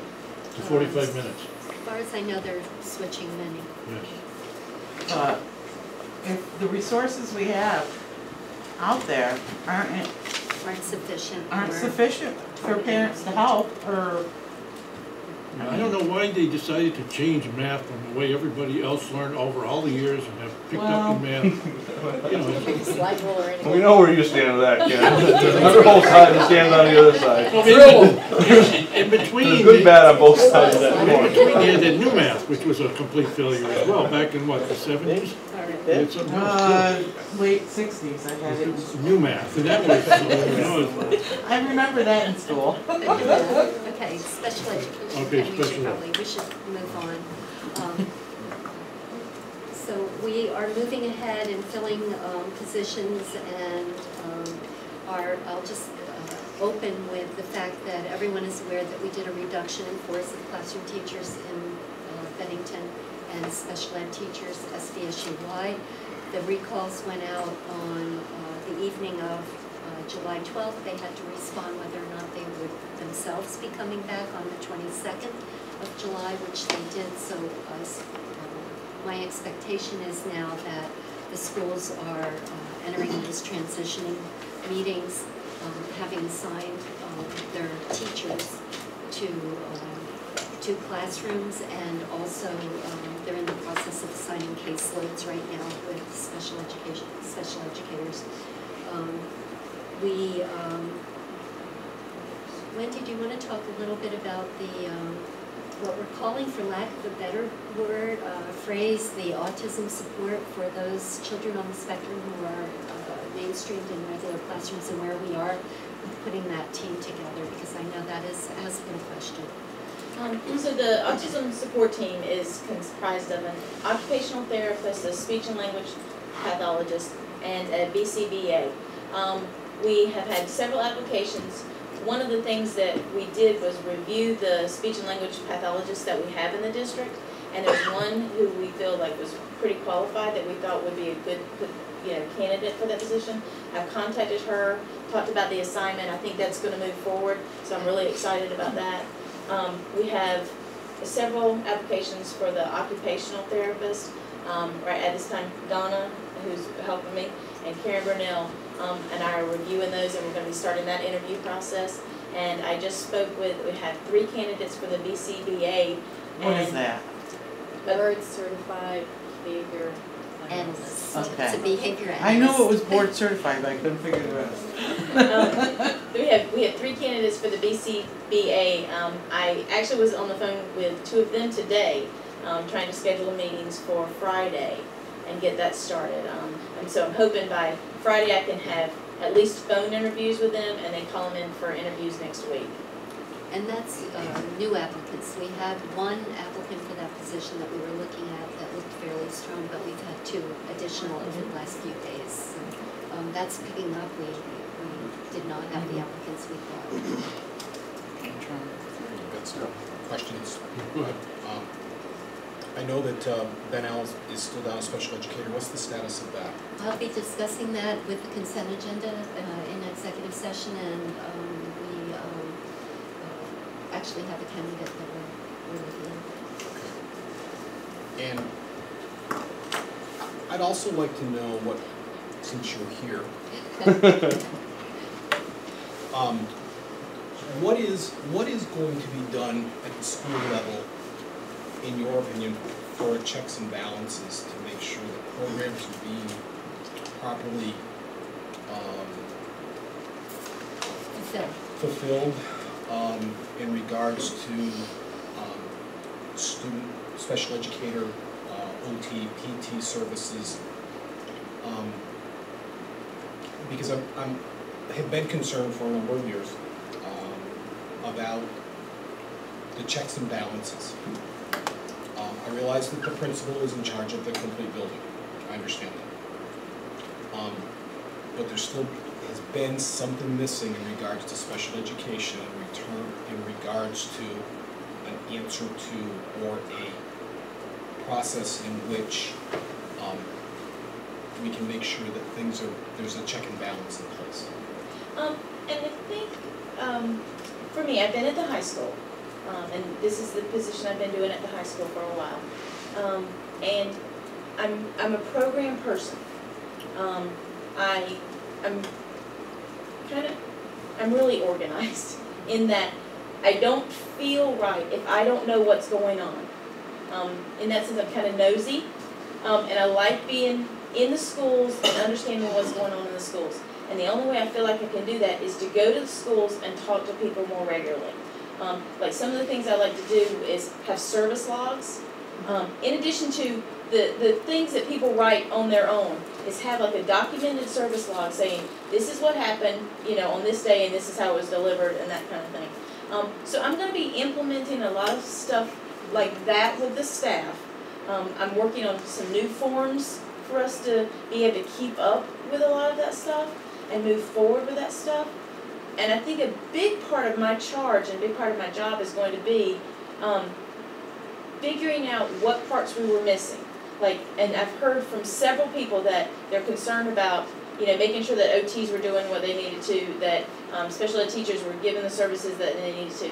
So that's one of the things that have moved up on my list, and that I know that not only do I need to be checking over IEPs for compliance, and I've been working with the compliance monitoring, the focus monitoring team a lot, but to make sure that I'm also working with those OTs and the PTs and the SLPs a lot, those related services people who don't necessarily have these set schedules that are in the schools as much and move around. Time samples, I have worked really hard to make sure that the high school time samples are done in a very certain way and were followed through with, and they have been, and it's much more organized. And I think those time samples are going to be the way that I help make sure that things are documented in the right way, and that I know kind of how the resources need to be allocated in the buildings. So I'll just, if I may, Wendy, we need to explain what a time sample is, I think. But this speaks to one of Paul's questions about have we done analysis. A time sample is an analysis done twice a year for 1 week where we analyze exactly service delivery and how much time is being spent. And we use those to anticipate budgeting as well as a double check to make sure that special education services are being delivered and staff are not being moved out for non-special ed tasks. So that's what a time sample is. And Wendy, a priority ought to be returning phone calls within a reasonable amount of time, which has never been done before. That's something I will do. Yeah. And one chief and not a lot of rural Indians and not a lot of chiefs in rural India. That's the problem. And we've been discussing this in our focus monitoring group, how we could restructure special ed. It's very large at the SU here. And I've been at several other schools that have not been as large, or several other districts. So I've seen the things that they're able to do with their organization, either with smaller districts. They've had more people on the I don't know, upper levels doing some things, more like directors. But as I look at this and as we talk about it with the focus monitoring, I think we're coming up with good ideas about how we can allocate the resources to make sure that everything gets done in a timely manner and in the correct manner. My focus has always been about kids. I've been here this has been my 13th year here, and I've come to really like this community and want to be part of this community and want to see our kids be successful. I want this to be a place that we're really proud of.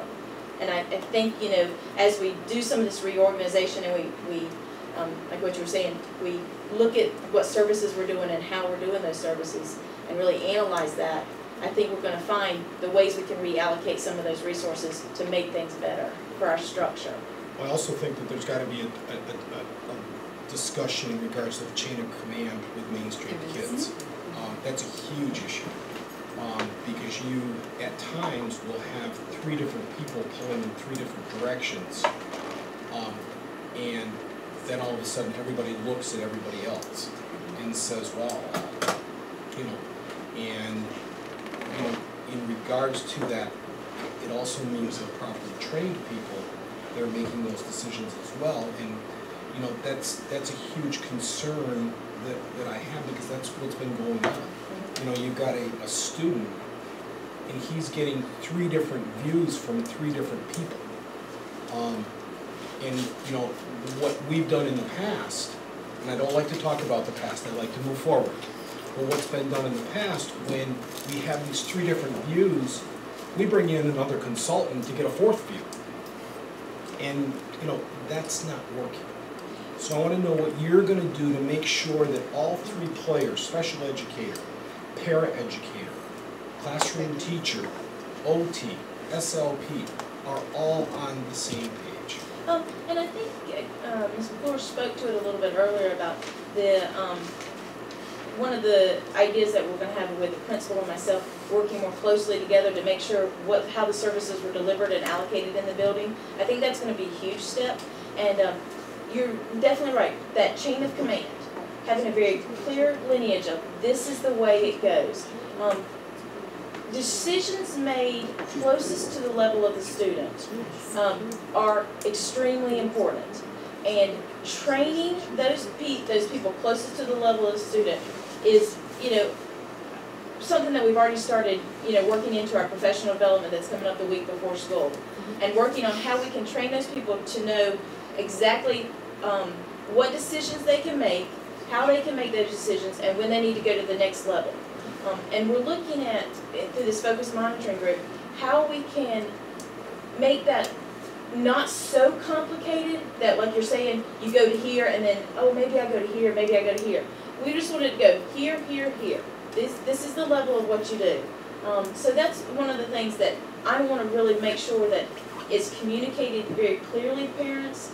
Start here, and then you're going to come here, you're going to come here. And we're working on like a guide of how to do that and how to get it out to the parents. So it's a lot about training and making sure that the special ed staff know exactly how to explain that to parents, and they know what steps that they have to take.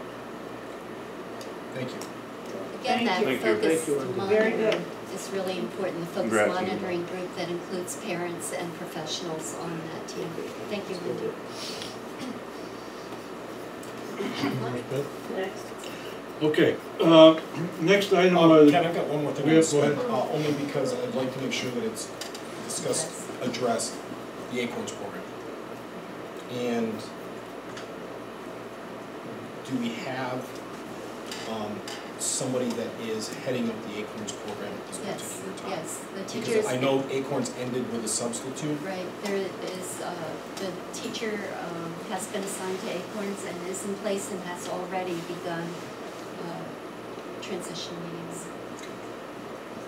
Thank you. Thanks. okay, under committee reports, SVSU board meeting of July 18th. George or Claude, do you remember anything from that meeting? Go ahead. It's mostly a Go ahead. consent agenda.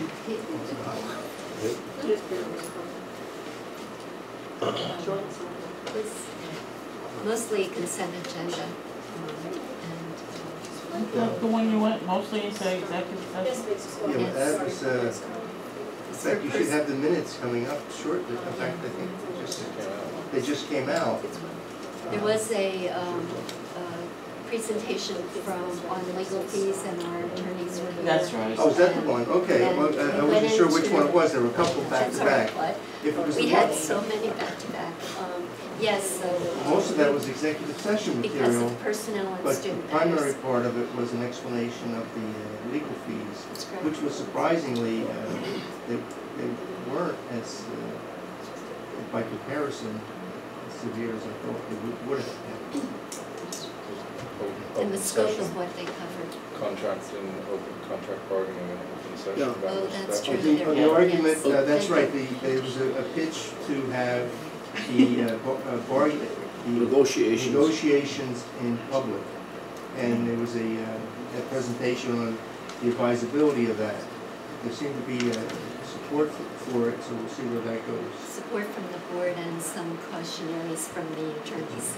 But if you However, never sat in the negotiations. however, it was also explained, was it not, Catherine, that both sides have to agree to that? Yes. But I think the majority of the board members that were there at that meeting were receptive to having it open, but it's only going to happen in the event that the other side agrees to do it. You're right. Very Okay. good, Claude, thank you. Well, in the future, I'll bring my Yeah, minutes. thank you. Okay, second, the Food Service Advisory Committee, they're gonna be meeting In September. August 15th? In September. September, After okay. this, the change was made after this agenda was posted. One thing, and again, I don't know if it pertains to Vermont or not, but I noticed that, I would say, I think it was on the news a week ago, there's about 6 communities around Albany that lost so much money with the food, their own personal food program last year. They're dropping the federal food program, not taking any federal monies or any federal Oh, food. yeah, that was in. And they're gonna charge their kids and make their own meals, the ones the kids like to eat. Mhm. Really? So, I mean, that's just something that, you know. Yeah, I see the same, I read the same. I wonder if it'll affect their title requirements and their allocated, I bet it will. They're They may losing find that they'll hundreds of lose thousands of dollars they additional. lost. Because kids decide not to eat the food. They didn't like it. That may absolutely affect their allocations. Okay, and Jackie, their technology is gonna call Mr. Barnes tomorrow and make sure that she's invited to the next one, and hopefully it'll be in Put it on Sworn your into the club. August, and Catherine's gonna make sure that he comes to our next meeting and starts giving us information for budgeting time. budgeting. Okay, Chair's report, the BSD Board retreat planning. Again, what we want to do is find a format and a schedule. We like probably to get a couple days from everybody or something that's convenient at the end of this month or the beginning of September, whichever fits into people's calendar. And we had a meeting this morning, Catherine and I, Sean Marie from the schools, and the CDC people, and we had Stu Hurd was there, Dan Monks was there, Harrington young man was there, and we just had an informal meeting for an hour talking about how the town and the school in Bennington could work together to make things better. And make sure we're on task. I know the CDC said that they wanted to get as much information from town people as to what they're looking for in employees when they hire them, you know, whether it's soft skills, you know, like people said they wanted to know a kid that's gonna show up on time when they put the 40 hours in every week, and, you know, not so much about the degrees of math they have to know, and so they're gonna try and get all that kind of information, and I guess the town and would like to, you know, preview our budgets, not get them as a presentation. Or work with you and. Or work with us, and, you know, things like Can we that. work with them on theirs? So, if I might, Ken, the invitation for this meeting came out of the economic partner strategic planning that they've been doing with the select board, and the select board has approved this strategic plan. There are some educational goals in that. I've been at the table. The invitation for the meeting that we had this morning was given to the board chairs that have direct Bennington students. So it was MAU, SVSU, CDC, and BSD. And the discussion was, how are we going to put in a structure for communications with the town, because there is no formalized structure where the boards actually work together or talk together. There's nothing formalized in statute or in practice. So it was decided that there was interest in doing that and having more frequent communication, and getting more information about budgeting topics earlier. Also, one of the ideas that came up, which I will share with you, that Ken and I spoke with them about putting into your retreat as just a brief, maybe 45-minute discussion, is looking at the fact that you are now an incorporated school district and maybe becoming a town school district where the town would have a more formalized structure with you at annual meeting and your meeting reports. It's just an idea that came out of there that they'd like to find out more information about it, Jackie, so that during the retreat there might be more information, an information session of what does that mean, what would be the differences. On the surface, it looks like the differences would be an annual meeting in which you would be a shared annual meeting rather than a separated one. So far that seems the most change, but it will be interesting because it will also enter the governance discussion about multiple boards, which you've had here at your board, and that came up several times in this morning's meeting, the governance of multi-boards and the option of looking at single boards. So I think having who had that discussion? Where did that come from? Pardon? Where did that come from? Can you explain that a little bit more? Sure. People from the town side, town also brought up governance as something that they saw was at times a complicator in getting things done, and perception about budgets. Frequently people mix up which budgets are whose, as we know from the recent budget work that we've done. Excuse me, I'm losing my voice. So it came up quite frequently, and of course that's a legislative issue as well. It's not just who initiated the conversation? Who had that who said that? The town or the board that they well, wanted we were unified? going around the room individually, and it came up on both sides individually. But was it supported by the boards in conversation, the chairs in conversation? No, it wasn't. The school board members didn't bring it up. We mentioned that it was less than a year ago the Reds had met, and but they mentioned you know, how Bennington people voted down the high school budget, and yet the outlining areas passed it. So you know, they felt that, you know, we are not in control of our own destinies here. So it was that kind of governance that came from the school side. But there's interest in having conversations as boards together, and so your retreat, as we schedule it, might be part of the retreat to just do a 45-minute or a half hour. Catherine's going to get a hold of Steve Dale up from the VSBA. I have, and he hasn't gotten back to me with dates. See if he can make a quick presentation on us, the difference between the way we run now and be a town board. And you know, it's all up to the board here if they decide to go that way or not, or you're It's not your even- decision. Yeah, it's all up to Thank you. That handout, will we get emailed a copy of that? No. Of this report? Would you like a copy of Yes. that? Yes, I can. Yeah, we I can get you I that. Yeah, can, that'd I be can great. email it to you. Thank you. And it was I'll give it to you. distributed to the SU board, and the SU board will have another presentation on it.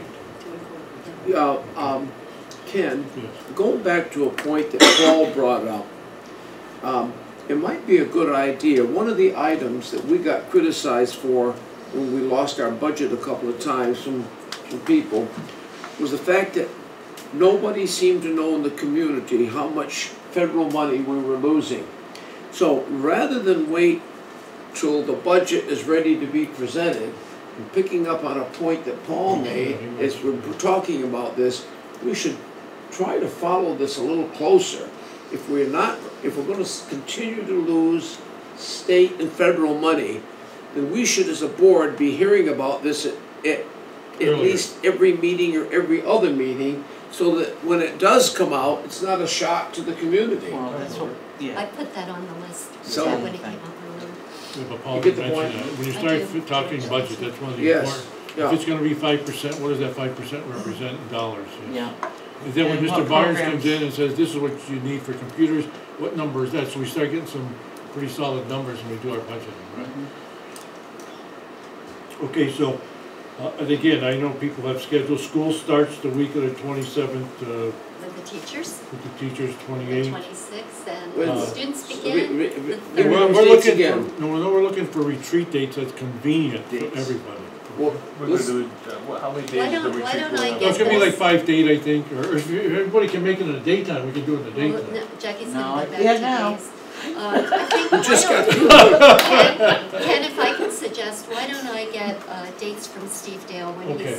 because he is in conversation with me about possible dates. Jackie, what time do you finish your day? 2 o'clock.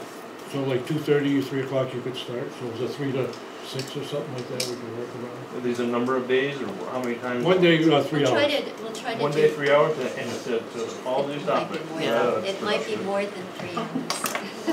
If we- But we'll. It's Steve is- almost gonna have to be an evening, Ken. Or whatever, no, if people are agreeing. Well, Five, I'll you rather find out 5 what to dates 8? are, I'll get it. Everybody- Well- I'll do whatever time you need, that doesn't Marie's driving bus. She can't get here at That's true. 3. Let's stick 5 to 8. Maybe 5, maybe 8 to 11. All right, move on. And we I'll also coordinate the should dates. leave it open that if we need to come back and Have have another another one. Oh, yeah, session. yeah. I hope so. Exactly. Because Yeah, 3 hours. is fine. 3 hours. 2 short ones last might be time- better. Maybe. And I'll check the athletic schedule. Okay. You're right, Jackie. Mhm. 3 hours is an awful block of Thank you. time. Okay. And one other thing here, just for your own calendars, October 7th is going to be the regional meeting of the Vermont School Board Association at the CDC, starting at 5 o'clock, October 7th. It's a Monday, I think. And the annual meeting at Lake Maury is going to be on the 24th and 25th of October. Okay, again, that's worthwhile. There's going to be a good speaker there, and there's going to be a lot of information.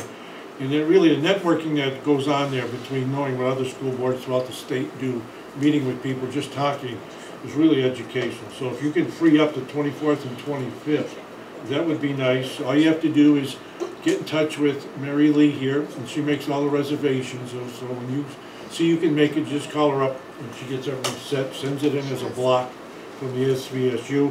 October 7th, you can go online. I think it's vtvsba.org, or you can type in a search Vermont School Board Association, and there's a thing right there for regional meetings. You just click on it and sign up, put your name and what school district you're from, and they'll put you down as a member. And again, you know, they're going to be talking about the things that are coming up in the legislature next January, and getting ideas from the individuals. We'll be electing our representative too. Yes. And I got this article in the paper yesterday, and I asked Catherine today if she would Xerox it, just to pass it around. We don't see much of this. It's an article, it's called Mainstreaming Special Ed Students Needs Debate. Okay, it's really good. It gives you a whole history of the special ed program and everything, so if we can take one of the principals, go right around and read it, and you know, it sort of leans towards if someone says something, they feel that they're against it, if they're questioning it, and it has nothing to do, I don't think, with being against anything, it's just that you want more information. And they're trying to find out what the pluses and minuses are for the youngsters in the class, as well as the special needs students that are being served in the class. So they're just saying that maybe discussions, and these numbers are pretty on the mark, you know, where it says in the second column in at the bottom, only 20 to 30 have more severe disabilities, cognitive impairment, multi-handicap, deafness, blindness, and so forth. Of the numbers, 20 to 30%, the rest are a lot of discipline problems. And, you know, maybe that needs to be addressed in another way. But just read it for your own information.